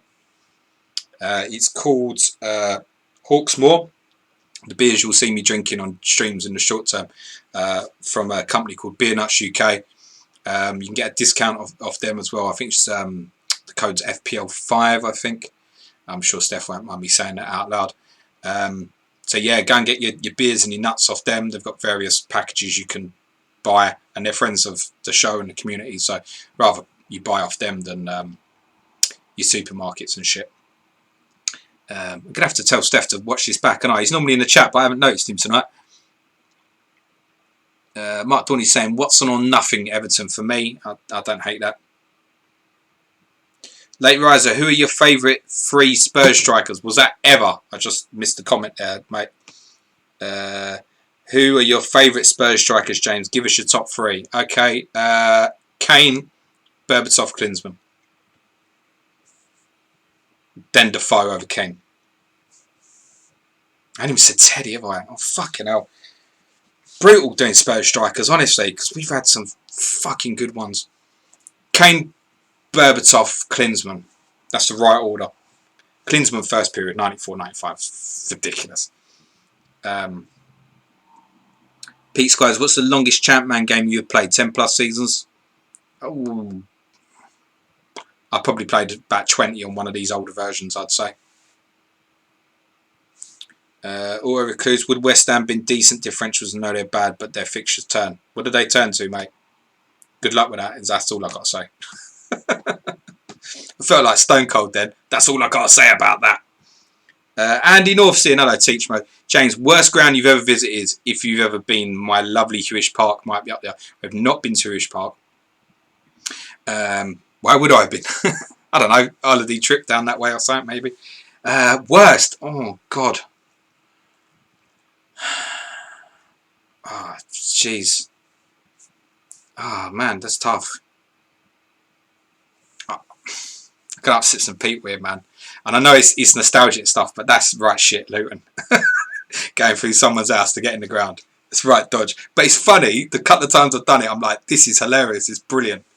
Yeah, that's right, can upset Bricky, I know. But they're going to a new ground anyway. Selhurst is shit. That Arthur Waite stands fucking crap at Palace. Bad. You can never see nothing. I'll tell you what's most disappointing. I'll tell you very easily is Barcelona. Was a massive disappointment. Huge. Shit, rickety old place. Don't know how it gets passes a health certificate. Late Riser saying happy to see Berber in there. Different gravy, wasn't he? Graham Sean, can't believe Pavlyuchenko misses out. You know what, Pav, when he hit a ball properly, mate, but he was nowhere near the other names that I've mentioned in there, mate. Alex Ball is in the stream from New Zealand. How are you, mate? Good to see you. You might get a bit of Alex on Planet FPL soon. Reminds me, guys, live stream 23rd of May, which will include our game week 16. Yes, me and Suj are doing a 24-hour stream from 6 a.m. on a Saturday morning till 6 a.m. on the Sunday morning. We will be trying to raise money for the NHS, and because we're a bit stupid. But guests are being lined up. Shit is happening. Petzl, you can name loads and loads of great Spurs attacking players because they have had some of the greats. But can you name some decent defenders? Well, yeah, Nedley, Toby and Jan. Toby and Jan, a couple of years ago, one of the best defensive partnerships on the planet. Definitely the best in this league. Going back to sort of like 16, 17, 15, 16. So then, Gary Mabbott was great for Spurs. At fullback positions, Carl Walker, Stephen Carr. I've seen Bell play at left back, beat that. So yeah, we've had plenty. I loved Michael Dawson. He wasn't the best player, but I tell you what, he's the sort of guy I'd want in my team away from home. He'd go and die for you. Oh yeah, I'd see Andy's comments about Brickies. Oh, I don't mean it. It's nostalgic. It's nice. Brentford's new one looks rubbish. What they've done with it, it looks bad. I was talking about Brentford on the pod on Monday night, and then I saw some of the images for the new stadium on Monday. Doesn't look good. Looks. I'd be disappointed with that personally. There you go. Brian Yule, San Siro's filthy and falling apart. You've been there, James. Yeah, I was there when Bale got the hat-trick against Inter in 2010.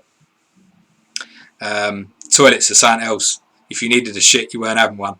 It's just a hole in the toilet. I've told this story on the podcast before, so I won't repeat too much. It's just a hole in the floor. So yeah, and everybody's going there and taking a number one and that. Yeah, hopefully your kids are in bed. I'm going to try and make Saturday afternoon a little bit more PC. I can't promise that I can't swear because stuff just comes out of my mouth. But I'm going to try a little bit because I feel bad. These people saying, "Oh yeah, I have to put it on mute." Oh, don't do that. Put some headphones on. Ian Davis says Richard Gough is a great shout. Richard Gough was a little bit before my time, so I didn't see him for Spurs. But yeah, Richard Gough. My dad would speak very highly of Richard Gough. Coach, I see ya. James Street, Mabbott, decent defender, shit after dinner speaker, kept going on about his toes. He used to speak at 100 mile an hour, Gary Mabbott. I think his foot got bit by a rat or something. He nearly lost his foot. That might be the story behind. That might be why he was telling the story. I don't know. This was there against Valencia this season. It was epic. Yeah, you try going in the at the top with the away fans with the hoarding in front of you and getting battered by police on that. You tell me if it's still a great place. They got issues. I'm sure going anywhere else, not as an away supporter of the new camp, and obviously just enjoying Messi and the team and that, I'm sure it was great. Try it as an away fan, see if you still like it. Alex Ball is obviously he's in the team with Vine and Richie saying, alright Richie, shit week for us. It's half time, lads. Keep with it. Danny saying, you're appointed director of football at Spurs. If you can't get Pochettino, who do you replace Mourinho with? Luke Disable. Anyone? No, it's a good, fair question. I'd get your man from. I'd give the man a try from Leipzig actually. Nagelsmann. He's only young, isn't he? He wants to play football the right way. That's what I'm more interested in. Watching good football. I don't know who Pep Talk's talking to. Oh, he's talking to Panda. Yeah, Panda, do one. We ain't mentioned his name yet, and I got no intention of mentioning it. When, if Arsenal keep a clean sheet at the end, it'll be clean sheet locked in for Seaman, Cole, Adams, and Lusney, and Lauren. Mark Dorney, what a season that Goff season. Best team in the league, came second in every. Didn't we just? Ridiculous. Yeah. FPL King and Woodgate, what could have been? Jonathan Woodgate, yeah, it was fantastic, of course. Played in the 08 Cup final. It goes from the memory, even though he scored in it, because would I see him 15 times or something? And he's saying, don't go PC. I didn't say I'd go PC, I said I might make an effort. That's all I said. But really, I'm saying, yeah, put earphones on. Jay Street, yeah, this will be in reference to Gary Mabbott. Yeah, his diabetes meant he didn't have much feeling in his toes and a rat ate his toes. That's not a made-up story, it's real. Gary Mantle, who's your favourite Spurs player whose name is an anagram of Fraser, the guy we got on loan from Manchester United. Ian Davis, Southampton manager would be good for Spurs. Hassan Hootle, not convinced on him defensively, but I know what you're saying about style and stuff. Alex Ball, morning time here, Tomo. How you doing, pal? We've got Chef Wednesday and Chef United talking to each other in a chat. Anyone think there was a global pandemic going on or something? FPL captains in the chat saying stats should be sorted, chaps. Well done, man. We had a bit of glitching, but it's no biggie. Chris, I don't even know if anyone even noticed, to be honest with you, mate. Gary Smith, Hutton. Yeah, Alan Hutton was good for about 3 months, and the rest he was awful. Shows how bad Villa fell off a cliff that they think he was brilliant. FPL played. Good pal, how you doing? Wednesday getting away with points deduction again. Ha ha ha. It's turned nasty now between the Blade and the Owl. Danny's saying, why did Goff leave Spurs? Rangers, wasn't it? To a bloody good side then. I think he wanted to go back to Scotland. Ben Kimmish, can someone share the Beer Juts link? Beer Nuts. Just at Twitter, at Beer Nuts. It's very difficult to put links in chats. Doesn't seem to work, I don't think. I might be completely wrong. But yeah, Beer Nuts UK. Go and visit them on Twitter. Yeah, you'll see loads of people in the community put beers off them and that. Yeah, Pep Talk saying Woody just 2 injury prone. Second half's kicked off, by the way, guys. Jose Vargas, there isn't a podcast long enough to tell you that story, mate. And I'll end up in jail, mate. Yeah, Alan's telling him to Google it. Barry Thomas Trigg, living in Norway. Torsfit is there, Gary Lineker. Did you ever see him play? I loved Eric the Viking. He was a good goalkeeper. Good goalkeeper. Capable of a clanger, and he would have really struggled in modern football because he was terrible with his feet. But good goalkeeper. Do you know what, JJ? I knew you were going to come in the chat and put Brazilian Cafu about Alan Hutton. So obvious.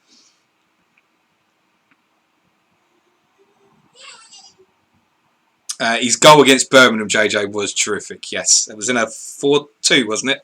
Birmingham decided to rock up at Villa Park in yellow. That's never a smart thing to do when you wear your change kit in a derby. You just deserve to get slapped, in my opinion. And that goes for a Spurs fan whose side once turned up at the Emirates about 8 years ago and turned up in the half black and grey kit. I spent the whole game being angry about it, and then actually less angry at the fact that Arsenal pulled our trousers down.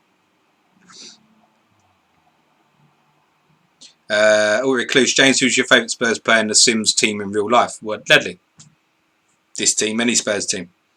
Andrew Martin with an important reminder. Just a reminder, we'll get League Cup results out tomorrow. A good rundown of fixture schedule Sunday night on stream. Blanks and doubles are coming. Or specifically and particularly, doubles are coming. Just to say, obviously on the fixture ticker at the moment. Bastards. Ipswich have retaken the lead at White Hart Lane. Marcus Stewart is your goal scorer. And the assist goes to Jason Kumas. He's a player I've really got my eye on, actually, with this run of fixtures. That could even be my kill transfer, you know. Kill Kumas. Wouldn't rule it out. Doing really well since he's gone there from Tranmere. 2.4 million signing. So Marcus Stewart's put Ipswich back in front at Tottenham. Jason Kumas with the assist. What I was going to say on the fixture ticker, the bottom right-hand corner, it comes up with the next 4 fixtures for each club. At the moment, we're not including doubles in on that, so it is game week 12, 13, 14, 15. There's no particular doubles included in that. Once we've got a better picture, we might twiddle around with it and maybe do next 3 fixtures. So it's easy to see who hasn't got a double, maybe. We need to work it out. It's not going to be easy to run, I'll be honest with you. When we started with the fixtures, we didn't really think about this. But Chris will figure something out because he's a don, isn't he? Information on that Stewart goal. Keller's made a couple of weldy saves, so I might get some save points. This is a second error on a cross. What's he doing, man? Kumas knocks in a delivery. The American comes for it, but Stewart gets there first and prods home. Kumas is booked in the aftermath, jumping into the crowd with the 12 Ipswich fans in it.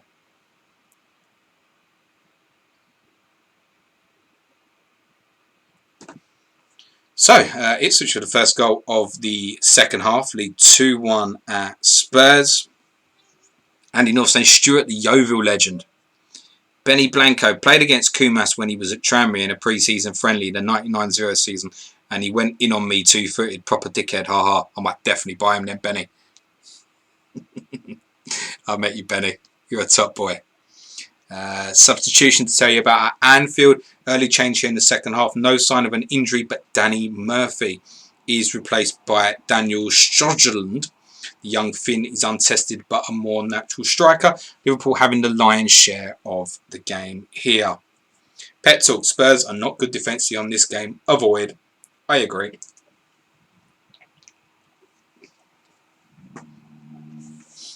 I think once I do eventually wildcard, Casey Keller will not be a part of it.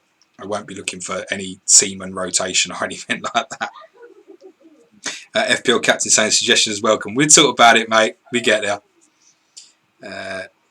Ian Davis, Ledley King always reminded me of Glenn McGrath. Did you mean... He's actually put Leslie King. Did you mean Ledley King and Paul McGrath? Yes, I can see that comparison. The fact that they both like to drink. I think Paul McGrath more than Ledley. And they obviously suffered terribly for injuries. Injury to tell you about Old Trafford. Injury blow for United early in the second half. Ronnie Johnson goes down in a lot of pain and gesturing to his calf. He is stretchered off. United don't have a defender on the bench, so Scholes is on. Presumably Keane will play in defence. That would make sense, yes. I can't see an alternative to that. James pumping Uganda. Danny, no! That was a failed punt. Billy Hadaway, come on, second half. Deliver. Woody Back says, cheers. Here's to the second half. Andrew Martin could have stream Wednesday night as usual in a couple of weeks and then games Thursday night. I'm not sure if I get that, Andrew. I'm not the brightest, as you know.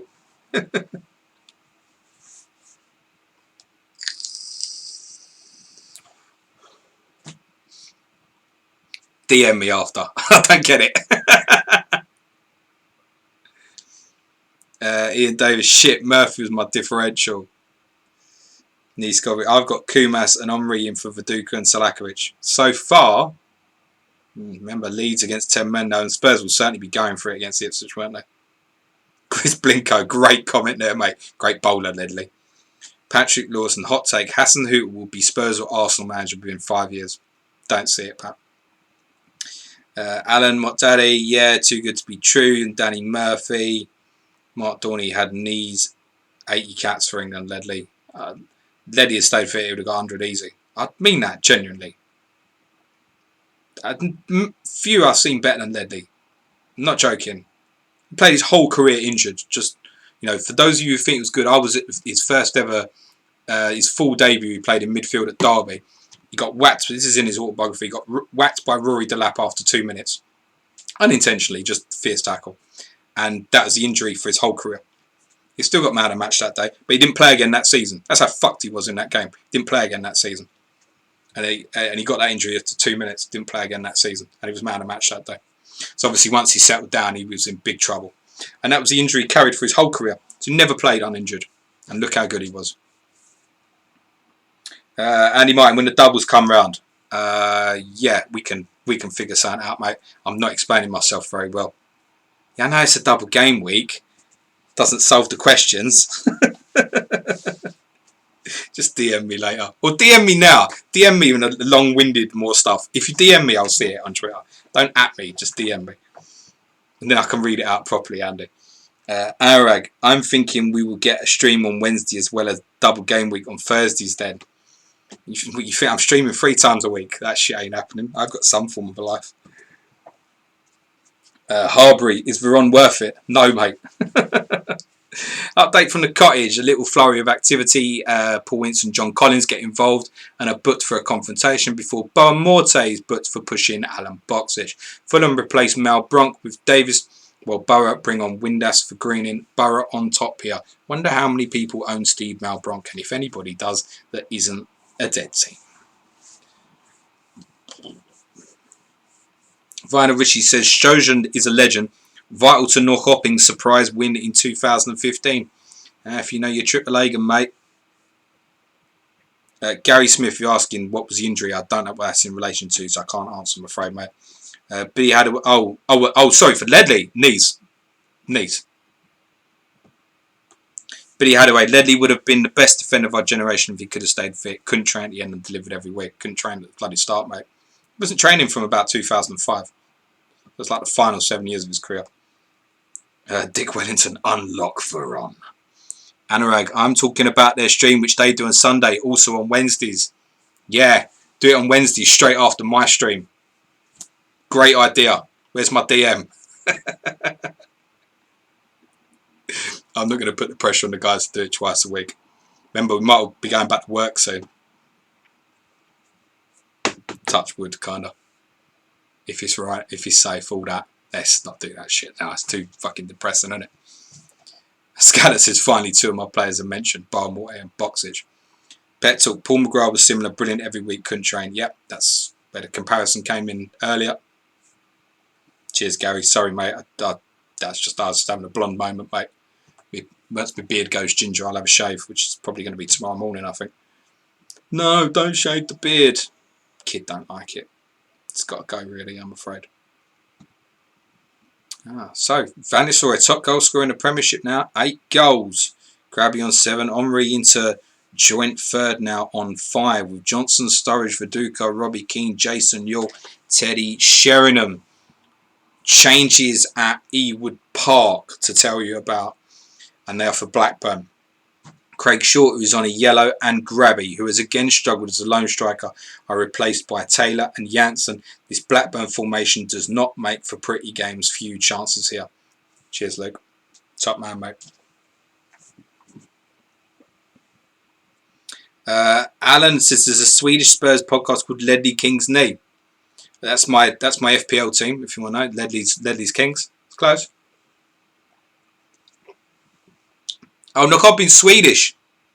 Why was I thinking they were Norwegian? Look at me. I got something wrong. Andy North, anyone fancy setting up a Super 6 every Saturday? Would be good crack. Thanks for offering, Andy. West Ham are behind at Pride Park. Goal scorer is Malcolm Christie. Rob Pick. The assister is Fabrizio Ravanelli. I say that because I've gone Ravanelli. Rob, the scout, deciding his head-to-head with me he was going to pick Ravanelli. He didn't tell me he was going to do that, and I had first pick, and I picked Ravanelli. So he ended up with Selakovic. So I'm winning at the moment, but I'll take a Selakovic equaliser, mate, and you winning if we can get Spurs back into it.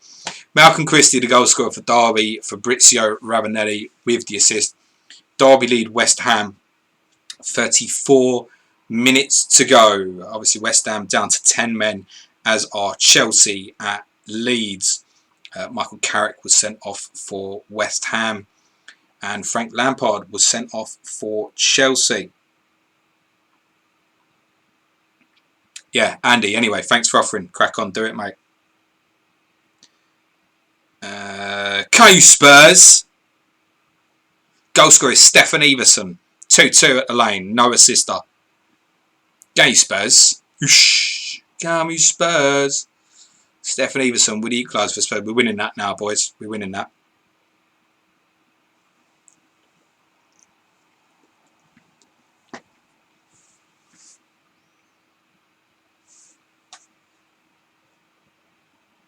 Yeah, you guys are all dreaming about stuff now that can't necessarily happen. Pep talk. When you said changes at Ewood Park, I nearly pooed myself. Thought it was going to be Henry again. You still got about 2 minutes yet, pal.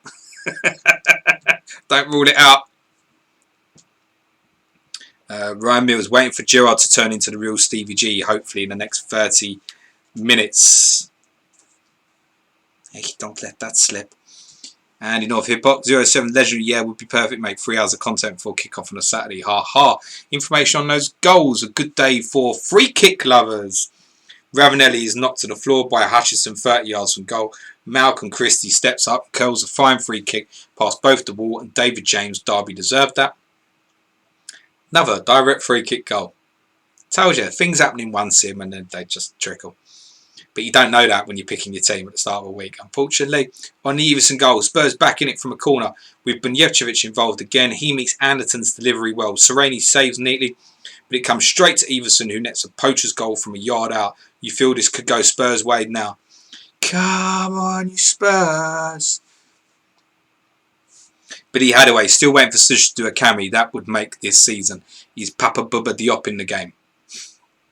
Random. Yeah, the Such Cammy moment, I'm holding that back. We haven't recorded it for one.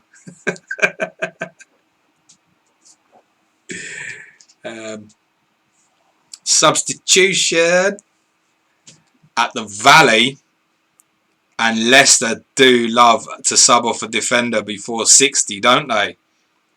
This time Gary Rowett is the man replaced. Frank Sinclair coming on for his customary 31/32 minutes. The change at Ellen Road 2, Gronkiar off on 59, replaced by Babayaro. And you would think with about 25 seconds to go until the hour mark, should be okay. KG_007 says Rebroff, no show. Optimus Scott Everson. Alan says, wham to no free kick goals. Billy Hadaway, Bunjevcevic, rest in peace. Alan says the guys have secretly patched the game. Goal at Anfield. John Arnorisa is the goal scorer. Assist again for Vegard Hegem. I want to know how he scored that goal. I don't know why I haven't got a John Arnorisa chant. That's what I was just trying to work out in my head. I should have one, really. Yeah, John Arnorisa with the second for Liverpool against Newcastle. And a second assist for Vegard Hegem. Really disappointing, I think, seeing that for those who had Hippier and Hencho. Alan Motley says Slakovic played in the incorrect position, so I think that excuses him somewhat. Biddy Hadaway, not random James. Watch the camera clip where he butchers Bubba Diop's name. Classic. Okay, noted. I'll have a look for that. I can't think of that, actually. Cammy's butchered a lot of things, isn't he? Let's be honest. Lee Discovery, free kick lovers, but no Beckshett. Come on, son. Gary Smith, who is this Salakovic fake? Who is this fake below you in the chat? Sujan Shah. Jar has saved me the embarrassment of benching Hart. Jar? Jar?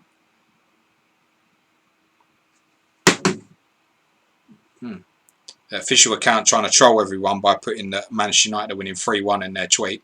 It's not to mean that it's coming, but you never know. Substitution, plenty of pre-60-minute subs today. Here at Old Trafford, Southampton bring on Beattie for Svensson as they look for a way back into the match. Davis will probably now play on the wing for them. United well on top. Whew. And on the Risa goal, a goal made in Norway and another goal from a corner. Liverpool bring on Carragher for Gerrard just before the kick. That's time before the hour. I don't know who that was in the chat. Gerrard, you're going to be waiting longer than half hour, pal. But it's Risa who gets it, running onto Hegham's delivery to send another powerful head-up pass given. Game over question. Brad Lewandowski, yes, Risa. Arsenal, clean sheet. Gone. David Dunn is the goal scorer for Blackburn Rovers. They have levelled at Ewood Park. The Arsenal clean sheet is gone. David Dunn has scored for Blackburn. Sujan Shah confirming that Jar is, of course, John Arne Risa. I just never seen it written like that. There you jam Jar.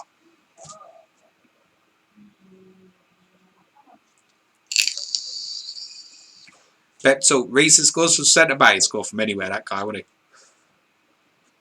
Danny's saying Newcastle piss poor so far this season. You could have finished that sentence at some point a lot earlier, I think, Danny. But yeah, the big news there, and I'm waiting to see the chat to go off because I'm obviously ahead of you in my world. Arsenal clean sheet gone. He's going to upset plenty, I should imagine. And here, the commentary is not going to make you any happier. Blackburn have an undeserved equaliser. Two guys, free kick, strikes the wall, and the ball rebounds for Dunn. He's just come on for Flitcroft. His first touch of the game is to control it, and his second is to lash it past Seaman into the top corner. I must say, as someone who's not got anyone Arsenal defensively and wearing this cap, I'm pretty pleased about that.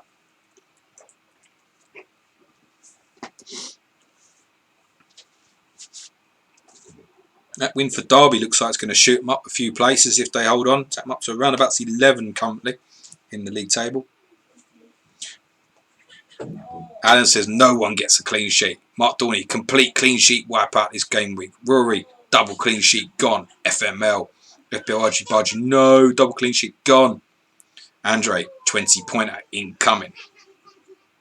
But they do have the lead restored. Arsenal, Francis Jeffers, he's the goal scorer. Assist goes to Lauren.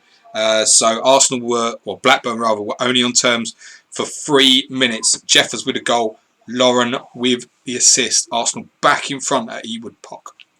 Oh, fuck, mate. It's a wonder I'll make it through days, isn't it? So what we got left clean sheet wise? Bolton, Leeds, Liverpool, Sunderland, Everton. I reckon most of them are going to hold. I think there was a clue in the commentary earlier that suggested Sunderland and Everton might perhaps be 0-0.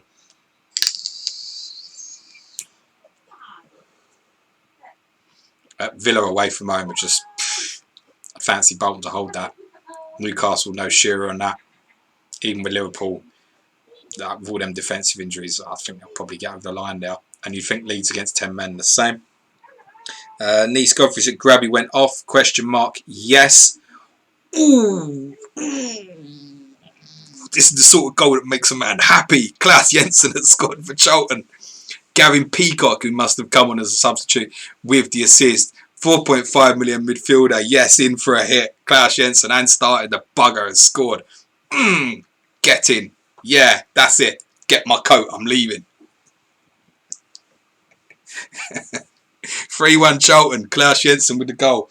Assist for Gavin Peacock. I think that's my happiest moment of the whole season so far. You know me, I don't really show any emotion. I'm happy with that. Take a hit and have the 4.5 midfielder as part of it and play him and he scores. Yes. Take that. Manchester Red said, who remembers Duns Rabona? Yeah, Steve Bruce was on the side of the pitch and he even though it was the mid... fucking hell, get your words out, James. Birmingham Derby. He pissed himself laughing, didn't he? He just couldn't help himself. On the Jeffers goal, great work from Albertini, who plays a 30-yard ball ahead of Lauren. The Cameroonian puts a great low cross into Jeffers and he drives home low. 2-1. Little confrontation between Henry and Taylor there too. After that went in. Oh, Jesus, there's nothing further on that. I don't know. It's just full stop. It hasn't got ... or anything, so that might just be it. On the Klaus Jensen goal for Charlton, another great team goal. Kinsella, Shitu and Peacock, just on for McAllister, are all involved. The latter finds Jensen in the box. He has plenty to do, but turns on it before hitting a fierce strike in off the underside of the bar. Boom! That's what I said, yo. Colm says, Santa Claus, big present for James.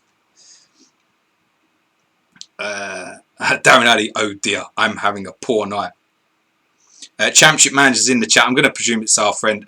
Whoa! West Ham are down to 9 men. Paolo, he's off, yo. Paolo Di Canio has been sent off. He can't help himself, can he? It'll cost his team today. He was booked minutes before, but he now squares up to Rigger and receives the second yellow, and his marching orders West Ham down to 9 men. No way back for them now, surely. We're going to win 3-2.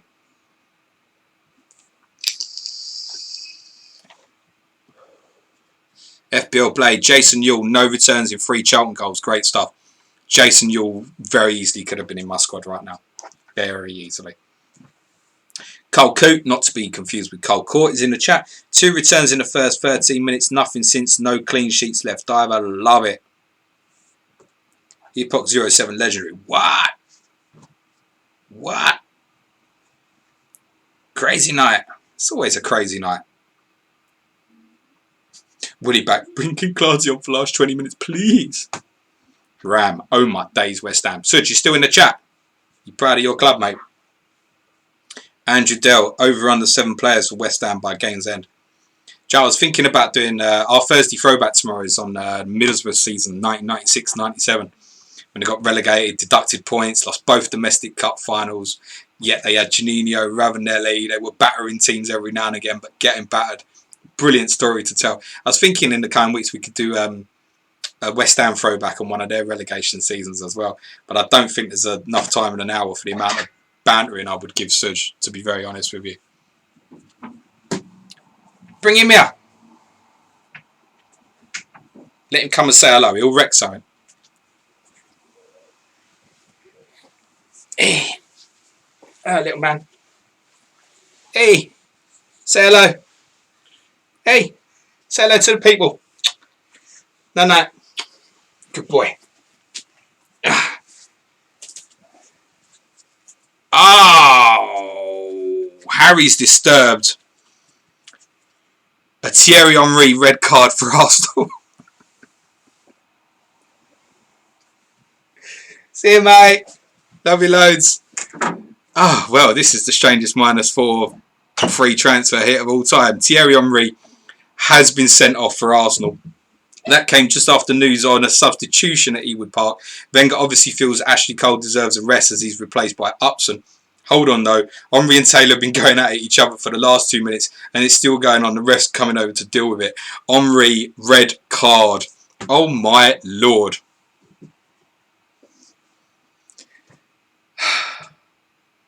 I'm bothered about that. I'm bothered about it from the game's perspective as well because I've just finished his first. Silly by Henry. Taylor's been getting in his face and his ear since he's come on. And now Henry reacts. He pushes Taylor, who goes down like he's been shot. But the ref buys it and shows the Frenchman straight red. Didn't look violent to me. I'm bothered about it because Van Nistelrooy's ownership is so ridiculous. And you kind of wanted the opportunity to break that up a little bit. And with him scoring today as well, and with 2 really good home games, which he's now going to be suspended for, by the way. You could have seen that, like, perhaps some of that ownership would have gone a bit. Sujan Shah, would you swap that Jensen goal for the red card?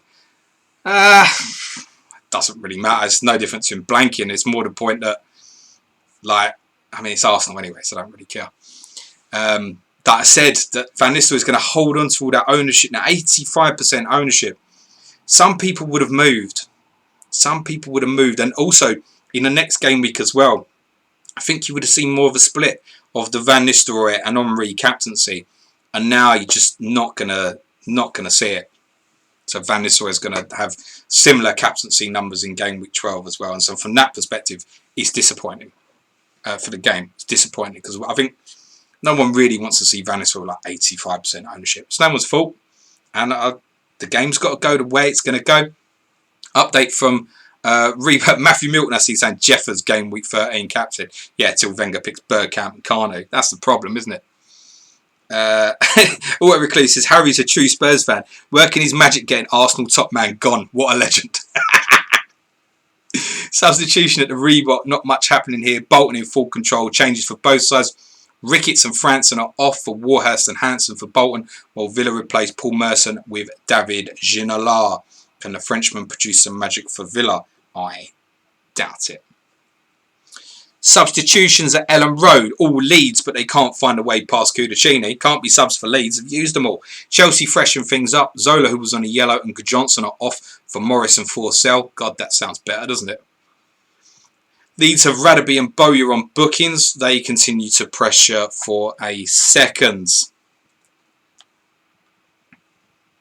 We are just over 20 minutes to go. Arsenal lead 2-1 at Blackburn. Bolton 2 up against Villa.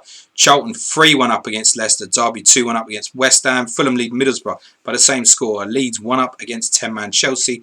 Liverpool 2 up and in control against Newcastle. Manchester United leads Southampton by 2-1. Southampton and Everton remains goalless. Spurs and Ipswich is 2 apiece. Andrew Martin said, it's our fault. Ruud van Nistelrooy should be 14 million. Just change him now, make him 15 million.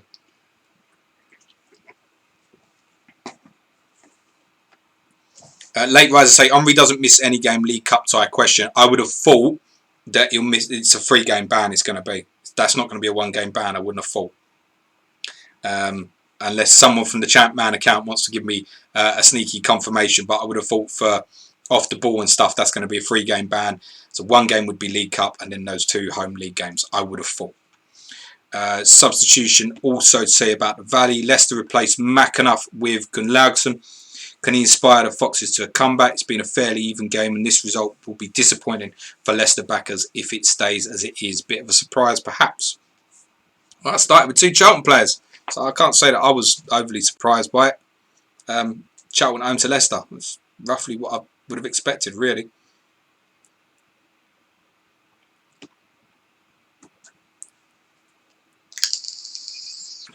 Of course, good shout there in terms of the length of the ban on Henry. So he probably will still play in game week 12, won't he? What day was this fixture in Sim? Mind you, it's an international break after game week 12, isn't it? So he definitely missed that important game week 13. But I guess, yeah, so he will be available game week 12. And the ban will come in effect afterwards.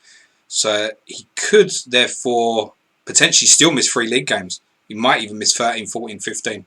I'd have to have the fixtures in front of me to see how it plays out. Someone get in touch with Ben Krellin and ask him. Substitution say about at White Hart Lane. Is there a more frustrating player to own than Stefan Salakovic? Mr. Rob Pick, I win again. He's coming off for Simon Davis, Salakovic. The chances continue to come for both sides here, particularly the home side.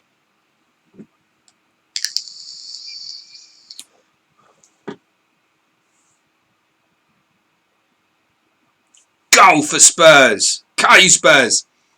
Sick Notes got it. Darren Anderton. Stefan Everson with his 2nd return of the game and assist. Spurs lead Ipswich 3-2. Quarter of an hour to go at the lane.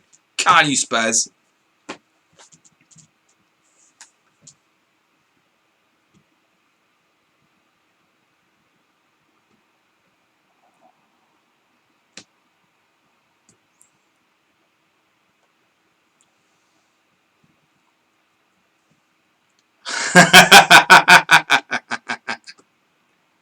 I have a DM from the Champman Fantasy account.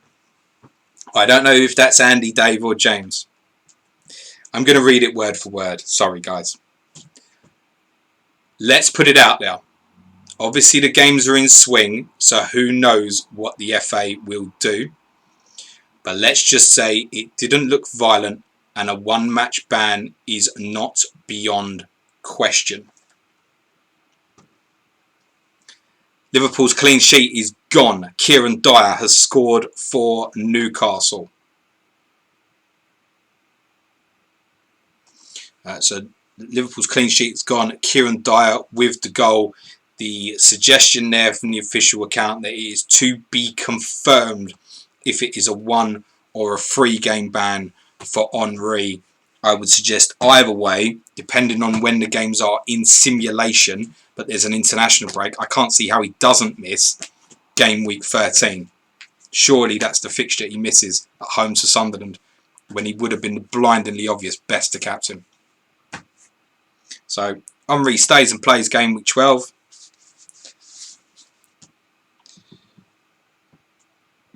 Excuse me. Ryan Richie's probably asking his mate, Alex, why do we have 2 defensive assets and no attackers in the Spurs game? Good question. An update from Spurs. Spurs get the lead they deserve. Right on. Entertainers in this game, lads. Great work by Everton, who volleys Bunjevcevic. He's all over the place. Bunjevcevic balls straight through to Anderton, who finds himself 1-on-1. He runs through and keeps his composure to finish on Kieran Dyer's goal for Newcastle Anfield. Oh dear, Robbie. Fowler plays it back to Risa, but Dyer is first to it, gobbling up the ball before attacking the huge open space and unleashing past Dudek. Game on. Lua is on for Amiobi. Wright preparing to come on for Biscan for Liverpool.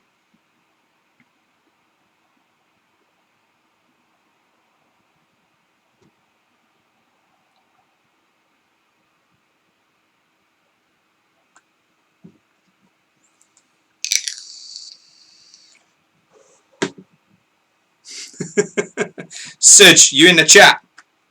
Goal at the Stadium of Light. Kevin Phillips is the goal scorer. 12 minutes to go.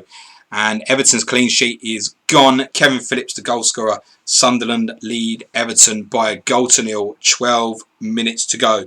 Means only Sunderland, Leeds and Bolton still holding on to clean sheets of the 20 Premier League clubs in action. Yeah, someone at Sujan Shah and ask him how his team's doing this week. Sam Thomas saying 100% missed game week 13. Alan Cronin, every time a team takes off a midfielder for a defender to hold a more than 1 goal lead, you can kiss your clean sheet goodbye. Probably so.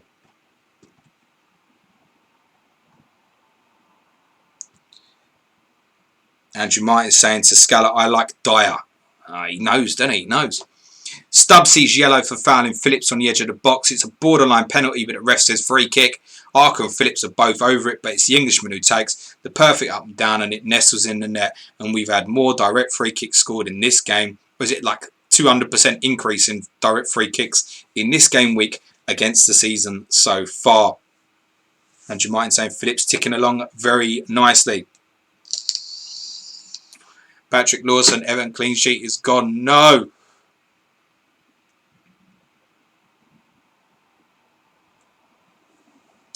Yes, Fantasy Champ Man account. I see what you're saying.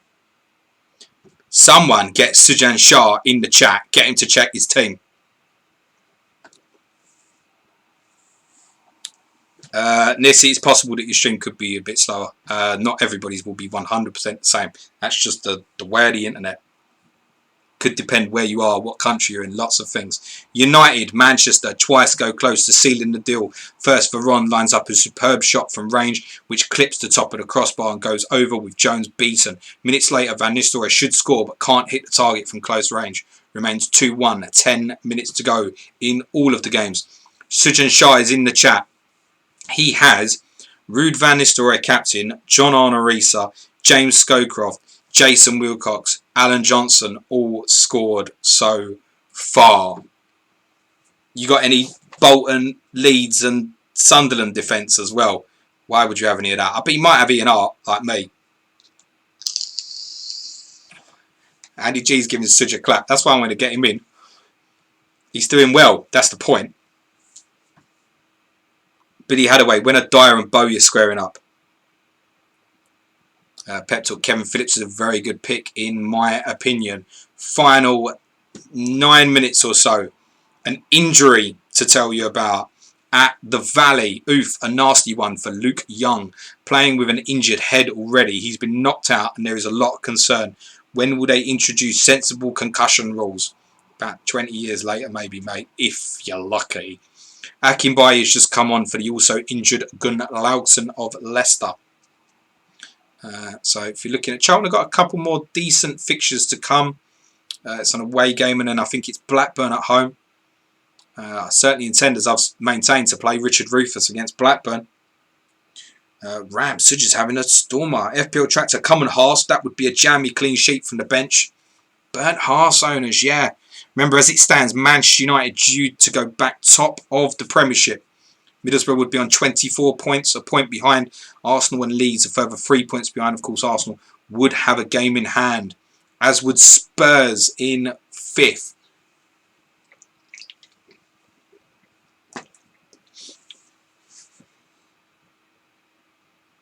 Auto recluse. Hart is on the bench. What for you or for Suj? Pep Talk. The speed of the internet depends on how fast people are peddling. Manchester Reds. Fair play. Suji. No one's ever called him Suji. Sound like you're chatting him up. Ash. Jeffers a good pick. In my opinion, no. Can come out of that team at any time. He offers amazing value. Like if every time he starts, should be happy at that value. But Nice Godfrey, I thought people were shouting early. My bad, guys. No probs, mate. No probs. I think most people have generally got it now in terms of the stream and turning notifications off and stuff. Just make sure you're live. Nice is the best advice I can give you. You could still be a couple of seconds out. That's not something I can control, unfortunately. Will Cantrell asking for can Viduka grab a late goal, please? With the attention on Luke Young at a very quiet Valley and nothing to report for now elsewhere, let's take a minute to pause. I think it's been the busiest game week so far, but what is one thing you predict is going to happen between now and the final whistle in 7 minutes? No more goals. That's it. No more goals. Literally no more goals. That's my prediction. Not a single more goal. Pet Talk. Haas is the new Tagger and old Staunton. Billy Hadaway. Sunderland off the bottom of the table if they hold on. Oh, I wonder who's bottom now. Brad Lewin, who got relegated 0-1-0-2 in real life. Oh, God. None of the promoted teams. It was the first time it ever happened. Blackburn, Bolton and Fulham all stayed up. It was the first time all 3 promoted teams, certainly in the Premier League era, all stayed up. Is it Leicester, Ipswich and... Oh, it will come to me.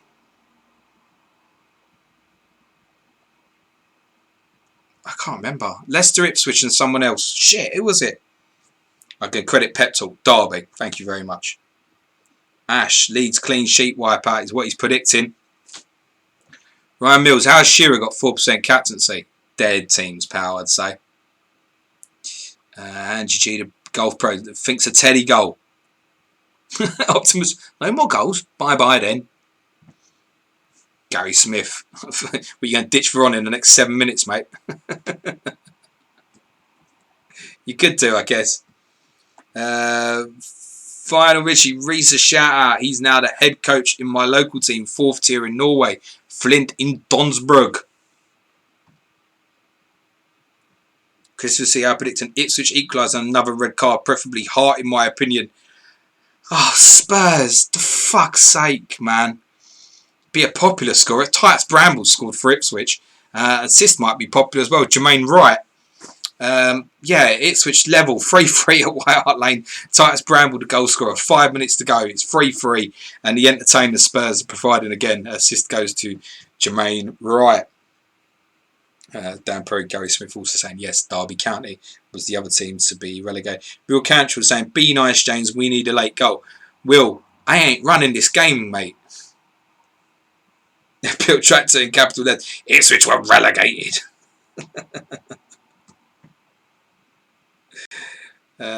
Nice is in the Netherlands. I think that's why he thinks he's behind.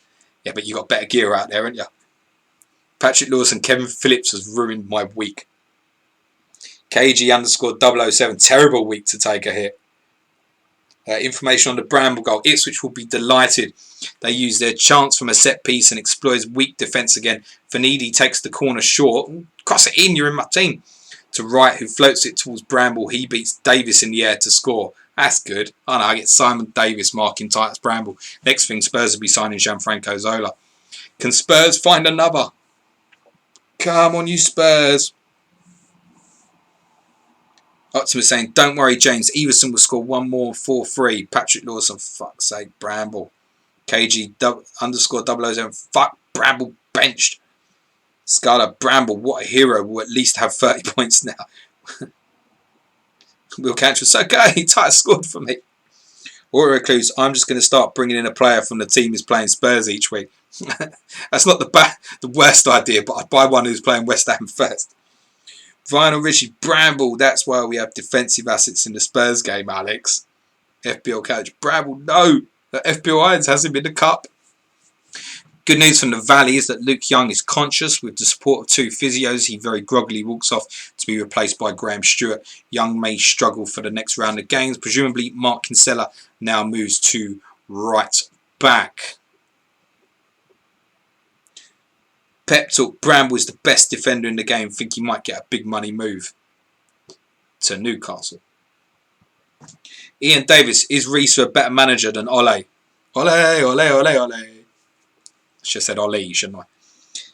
Alex Ball saying King Bramble. Alex Ball, though Rich, we shouldn't be too smug. We are getting him off the bench. Ha ha ha ha ha ha. That's what you have squads for in this game. Will Cantrell, I've got Titus and Rebroff in my team. Happy for either to score. Paul Ronner, triple Ipswich defence, and I benched Tarico. Nice. Tarico ain't playing, mate. I hate to break it to you. So you might want to have another look at that bench. Nice Godfrey, if you have money, yes. Wah! FBL, you know the wrong people, mate. FBL Woody back, expecting a Chelsea equaliser to knock me out of the Wolfpack Worthington Cup. Pep talk, I'm sure this sim still thinks our dealer's in charge of Spurs. Can someone patch it? Paul Ronner, Herman Hariderson score now. Vinyl Richie's telling his co-manager Alex to shush. FPL Essential, Risa comes in for McPhail. Now that's luck. Patrick Lawson, please Boxich, do something. We are heading towards the 89th minute, kids.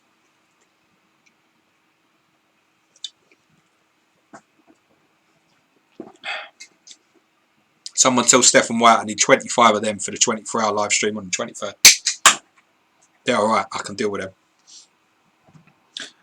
1 minute remains around the grounds at White Hart Lane. Stefan Everson goes close again. Spurs piling on the pressure, but they can't seem to find a way through. Come on, you Spurs. FPL coach looking for a last minute Boxich goal. Vinyl Richie. We will have a Ronnie Johnson Reece derby here in town next season, actually. Johnson managing the other local team. Fucking hell. That football's exciting, isn't it? Optimus needs a last minute Veron return. You just need a Veron return, mate. Any week. Ben Kemish. Anyone else rotating keepers and getting every week wrong? Well, my 2 keepers have both conceded 3 goals. I suspected they might, so it doesn't really matter. That's why I want to get another goalkeeper in. Dick Wellington, Solano, you disappoint. I left him on the bench. Didn't have any thoughts to start him at Anfield.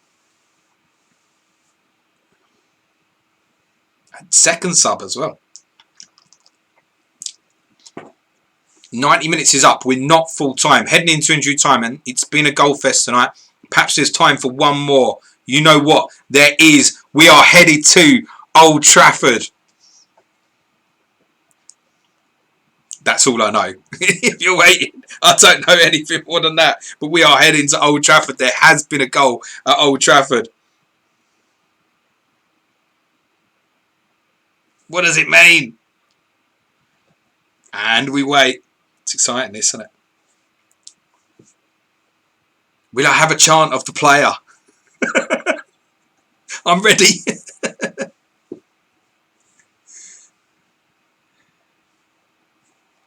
Ah, come on, guys. Tweet the shit out.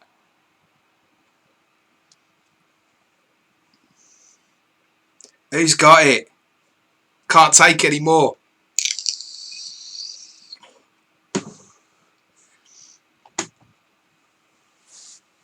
I don't have the chart. Juan Sebastian Veron has sealed the deal for Manchester United. He's got United's third. He's got an injury time goal. Assist goes to Paul Scholes. Juan Sebastian Veron has got that goal, got that late return for United. They lead Southampton 3-1. See, Brendan Davis was asking for Veron. Ram asking, was it Veron? Optimus, you've got your Veron goal. James Street saying, has to be Veron.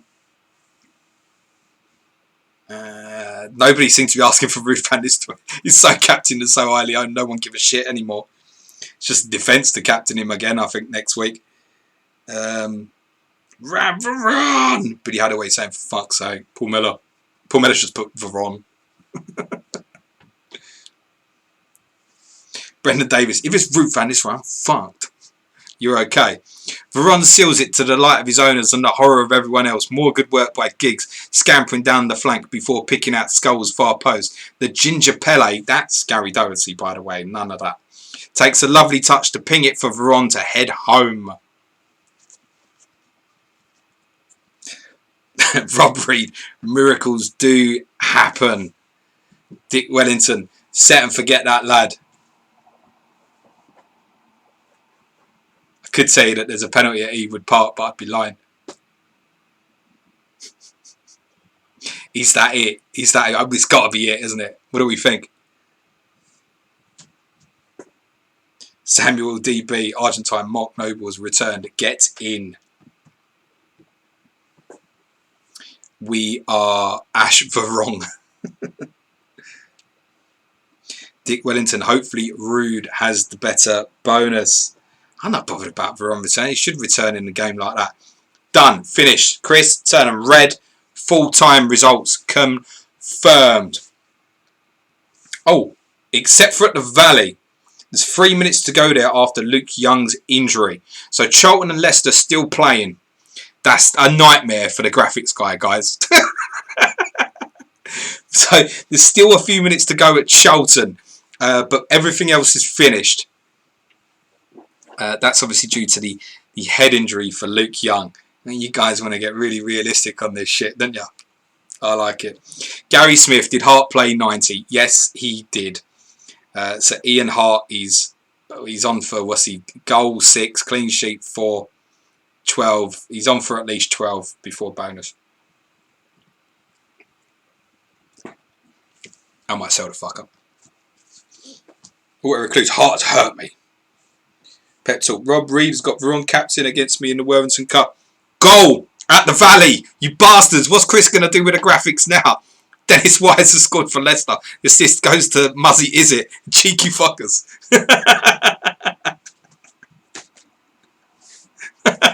Bill captain, he's still laughing. He's gone fucked. I don't know if he can change it. I changed it.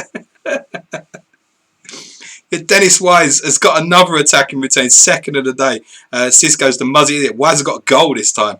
So that's not finished yet at Charlton. There'll be about a minute and a half to go, presumably. And Leicester have pulled one back. It's 3-2. That's hilarious. Top stuff. So, yeah, we'll have bonus points in a minute, guys. I hope as it's midweek fixtures, what I didn't clock from Saturday, obviously, but they weren't going to play to the league table because it was still the 5:30 to go. Actually, I don't need to because I've got the league table on the screen. You can look at it. Too little, too late for Leicester have finally been coming on stronger. Muzzy as it plays in a nice ball. Wise has a criminal amount of time and slots home from the centre. Jensen takes the ball straight to the corner. Seconds remain. Actually cost me a point there with Rufus at Leicester goal. I'm assuming that's a 1 pointer for him rather than a 2 now. FPL captain, are we done now? Apparently not, no. I don't know if you have the capability to just turn 9 of them red. I should have.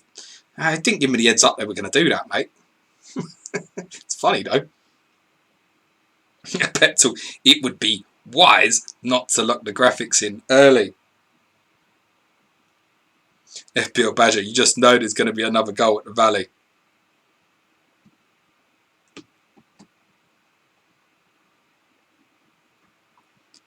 I'm waiting, essentially.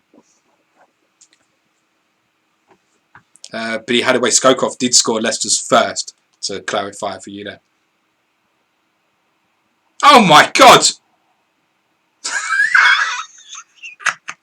Dennis Wise has scored again. It's 3-3, timed at 90 plus 6. Dennis Wise has scored again for Leicester. I'm not joking. It is 3-3 at the Valley.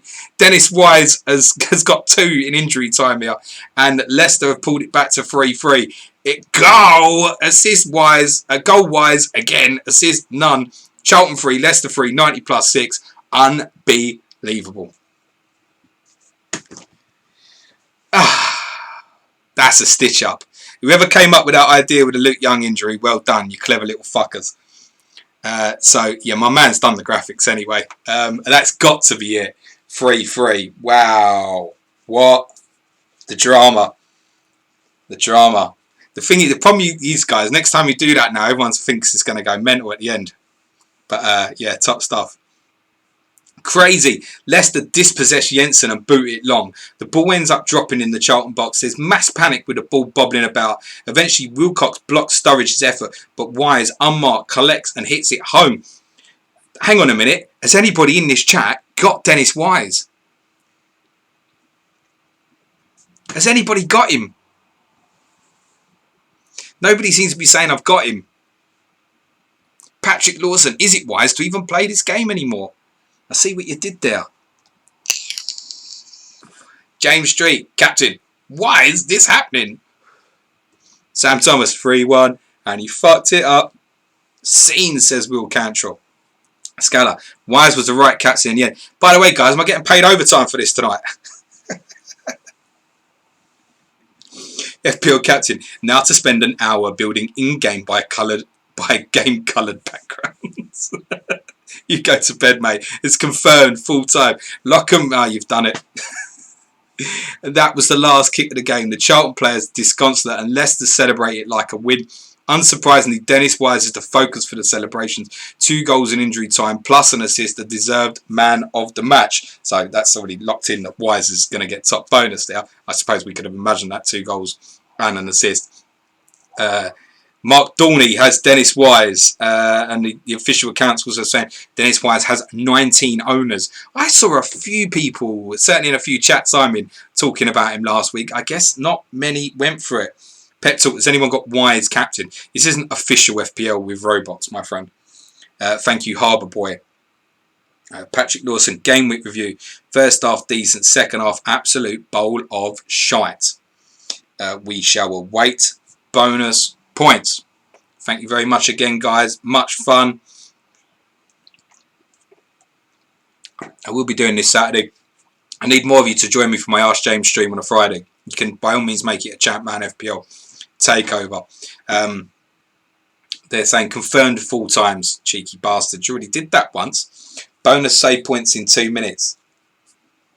Brian Yule, so I played Shitter and Taggart, hoping for 0-0 and that happens. 2 3-3s at the Valley and White Hart Lane. Ram absolute scenes. Championship manager official accounts for this saying Wise had 19 owners, but 3 of them benched him. And a net transfer out this week. So more people sold him than bought him, put it that way. Nice. Will Cantrell saying average score predictions, James? Question mark. I think average will be, 50. I'd have said. I don't know if I've got that much myself. I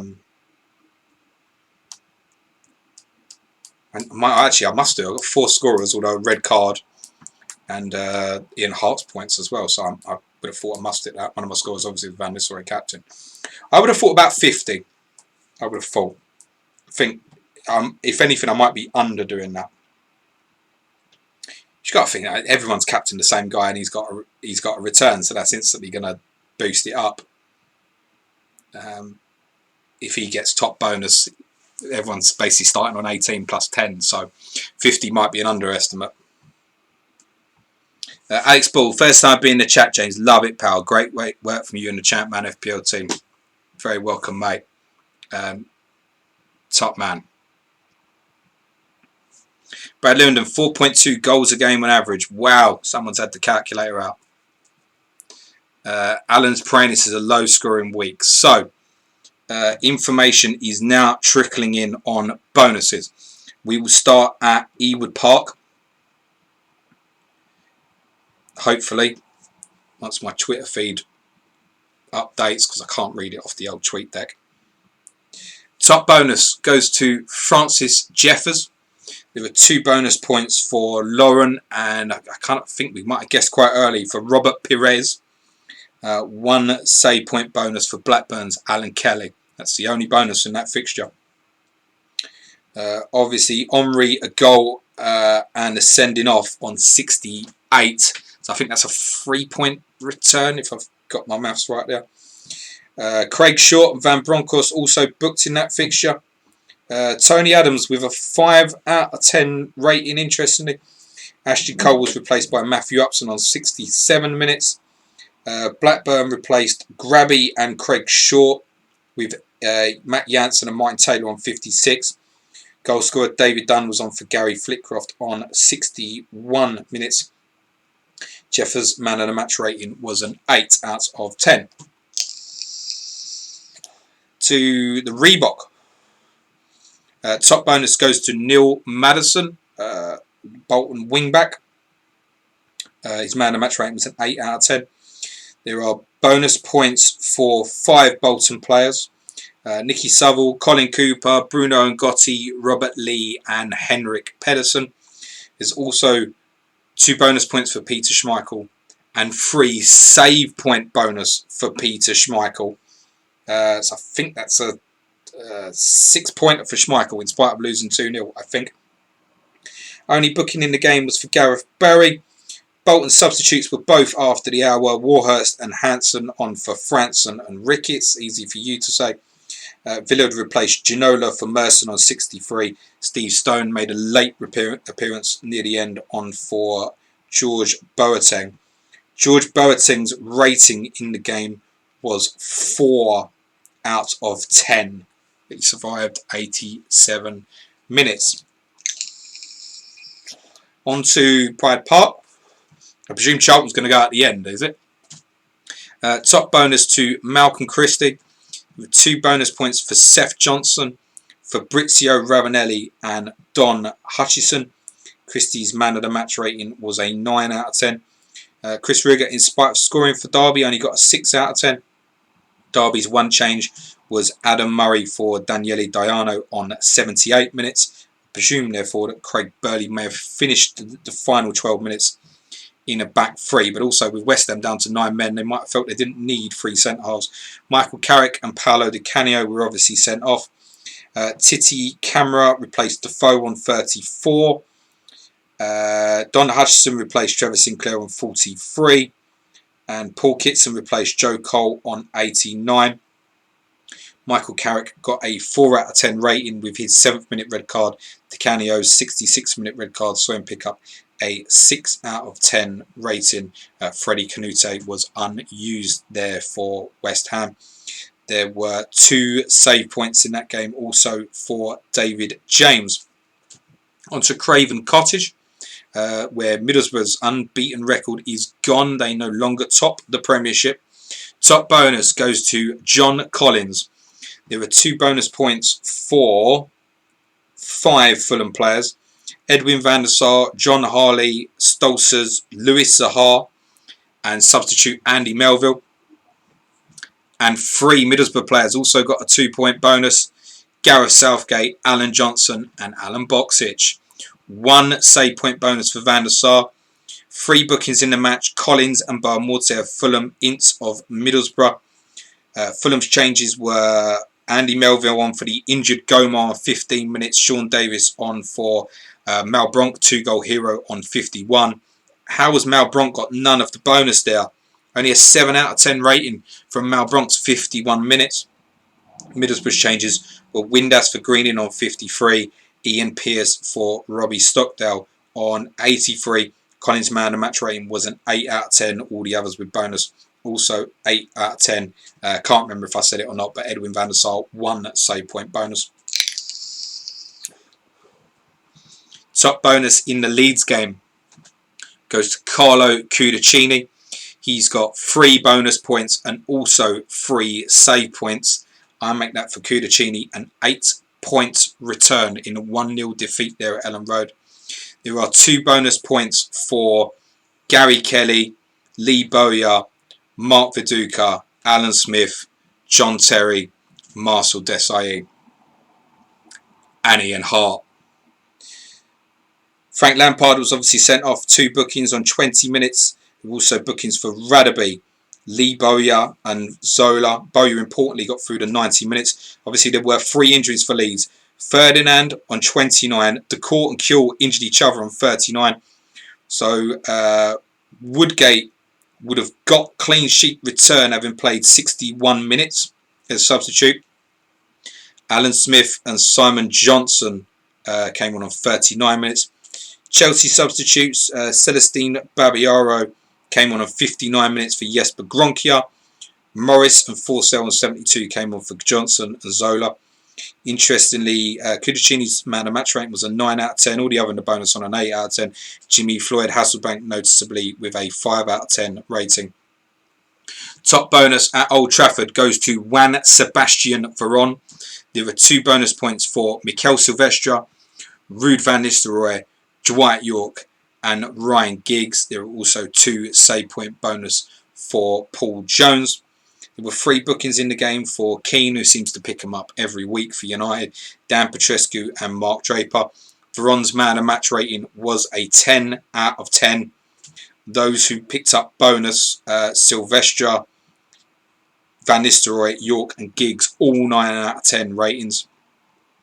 United's only change was Paul Scholes on for the injured Ronnie Johnson on 47 minutes. James Beattie had replaced Anders Svensson for Southampton on 57, and Matt Letizia came on for Kevin Davis for the final 8 minutes. United's only ratings less than 8 were Johnson 7, Neville and Bartes 7. So on many a week there, the likes of Blanc, Beckham would have been in the bonus on many other weeks. On to White Hart Lane. Top bonus, unsurprisingly, goes to Stefan Everson. 2 bonus points for Sergei Rebrov. And 1 bonus point for, there are 3 Spurs players and 5 Ipswich players. Anderton, Poyet and Sheringham for Spurs. Clapham, Wright, Bramble, Stewart and Pablo for Ipswich. Casey Keller gets 1 save point bonus. Matteo Sereni 3. Got that one wrong then. The official account does add on their tweet of this game, cracker at the lane, Spurs should have won this about 8-4. Bookings in that game, just to clarify, Ledley King, Chris Perry of Spurs, Clapham and Kumas for Ipswich. Spurs' changes were Simon Davis for Selakovic on 72. Willem Corsten came on for Ben Thatcher in injury time. I guess Corsten could also play that left wing back role. John McGreal came on for Kumas on 53 minutes for Ipswich, and Sixto Peralta came on in injury time for Martin Reusser. Everson's man of the match rating was a 9 out of 10, so too was Rebrov's. And finally to the Valley, as we knew, top bonus goes to Dennis Wires. 2 bonus points goes to Jason Wilcox, and there's 1 bonus point for 3 Charlton players, 3 Leicester players. Klaus Jensen, Jonathan Johansson, Mark Kinsella of Charlton, Jerry Taggart, Muzzy Izzet, Frank Sinclair for Leicester. 1 save point bonus for both keepers, 1 for Kylie, 1 for Ian Walker.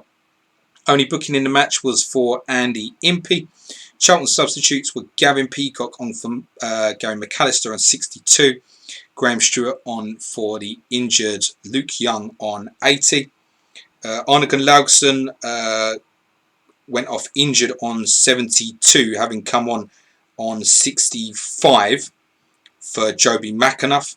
Frank Sinclair on for Gary Rowett on 58. Akin Baye then replaced Gunlaugson, if that made sense. Dennis Wires' man and match rating was a 9 out of 10. Wilcox also with a 9 out of 10. There's a couple more to go. So to Sunderland, top bonus goes to Julio Arca. 2 bonus points for Emerson Tome, 1 for Thomas Sorensen, Kevin Phillips, Paul Gerrard, Steve Watson, Abel Xavier, 1 save point bonus for Thomas Sorensen, 2 save point bonus for Steven Gerrard. 2 yellow cards in the match for Schwartz and Alan Stubbs. Sunderland's changes in the game were Bart Williams for Craddock on 71. David Bellion made an injury time appearance for Gary Teal. Everton's only change was Alex Anderson on for Max Moore on 71 minutes. Julio Arca's man of the match performance was a 10 out of 10. Emerson Tome with a 9 out of 10. The rest in the bonus obviously on 8. At Anfield, top bonus goes to Vegard Hegem. 2 bonus points for John Arne Riise. And there is 1 bonus point for Gregory Vignal, Patrick Berger, Shay Given, Kieran Dyer and Carl Court. Also 2 save point bonus for Shay Given. There's no bookings in the game. Liverpool's changes were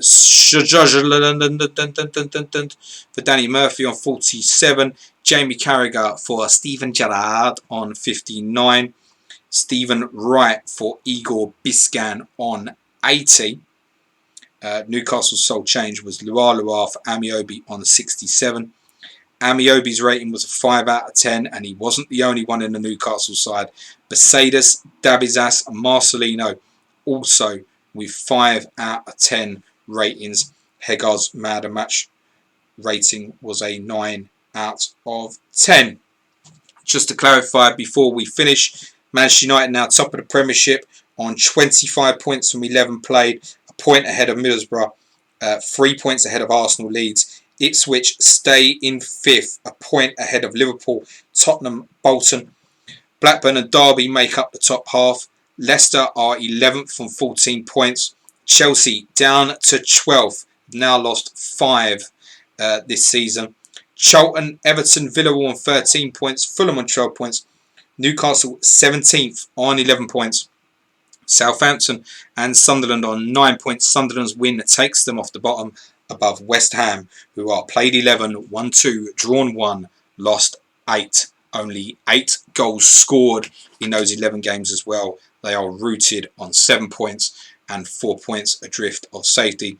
Ruud van Nistelrooy's goal this season, today, takes him top of the goal scoring charts, 1 ahead of Corrado Grabby. And Van Nistelrooy's average rating of 8.45 sees him above Omri on 8.1. Boksic, Everson and Haridason, the only others on 8 out of 10 as an average rating. That's your top 5 for the season. That's me done for this evening. Absolute pleasure again. Thank you very much. Please do catch up on our other content. If you want to listen to a bit of Suj and a little less of me, by all means go to our pin tweet and you can listen to Monday's podcast. We talk about football's restart and some of the problems. I give a bit of defence of players and how EFL clubs can potentially survive during some of this crisis through streaming of football and making finances from other ways. Final 20 minutes of that chat. Man, it's all a little bit dated now. Yesterday we did a podcast, People's Poll, on match fixing in Greece featuring Olympiakos and a case from 2015 that's being reopened. Olympiakos could get demoted to the Greek second division. Essentially, football in Greece is a little bit murky. Today we did a quiz on the history of the League Cup that was released this afternoon. It is already available on YouTube if you prefer to get your content that way. Tomorrow we're doing a throwback, which I think a lot of you will really like, on Middlesbrough's 1996-1997 season with Juninho, Ravanelli, Emerson. 2 cup finals have still got relegated and had a point deduction. Mad ass season. Should be a good story, that one. Friday I'll do a stream. It's open. There's no plan, no script. It'll probably be about 1 o'clock. Jump on. Ask me anything you like. Other than that, I'll be back around about 2:30 on Saturday for game week 12. Stay safe, everybody. Be nice. Take care. Hope your arrows are green. Speak to you soon. Thanks again, guys. Ciao.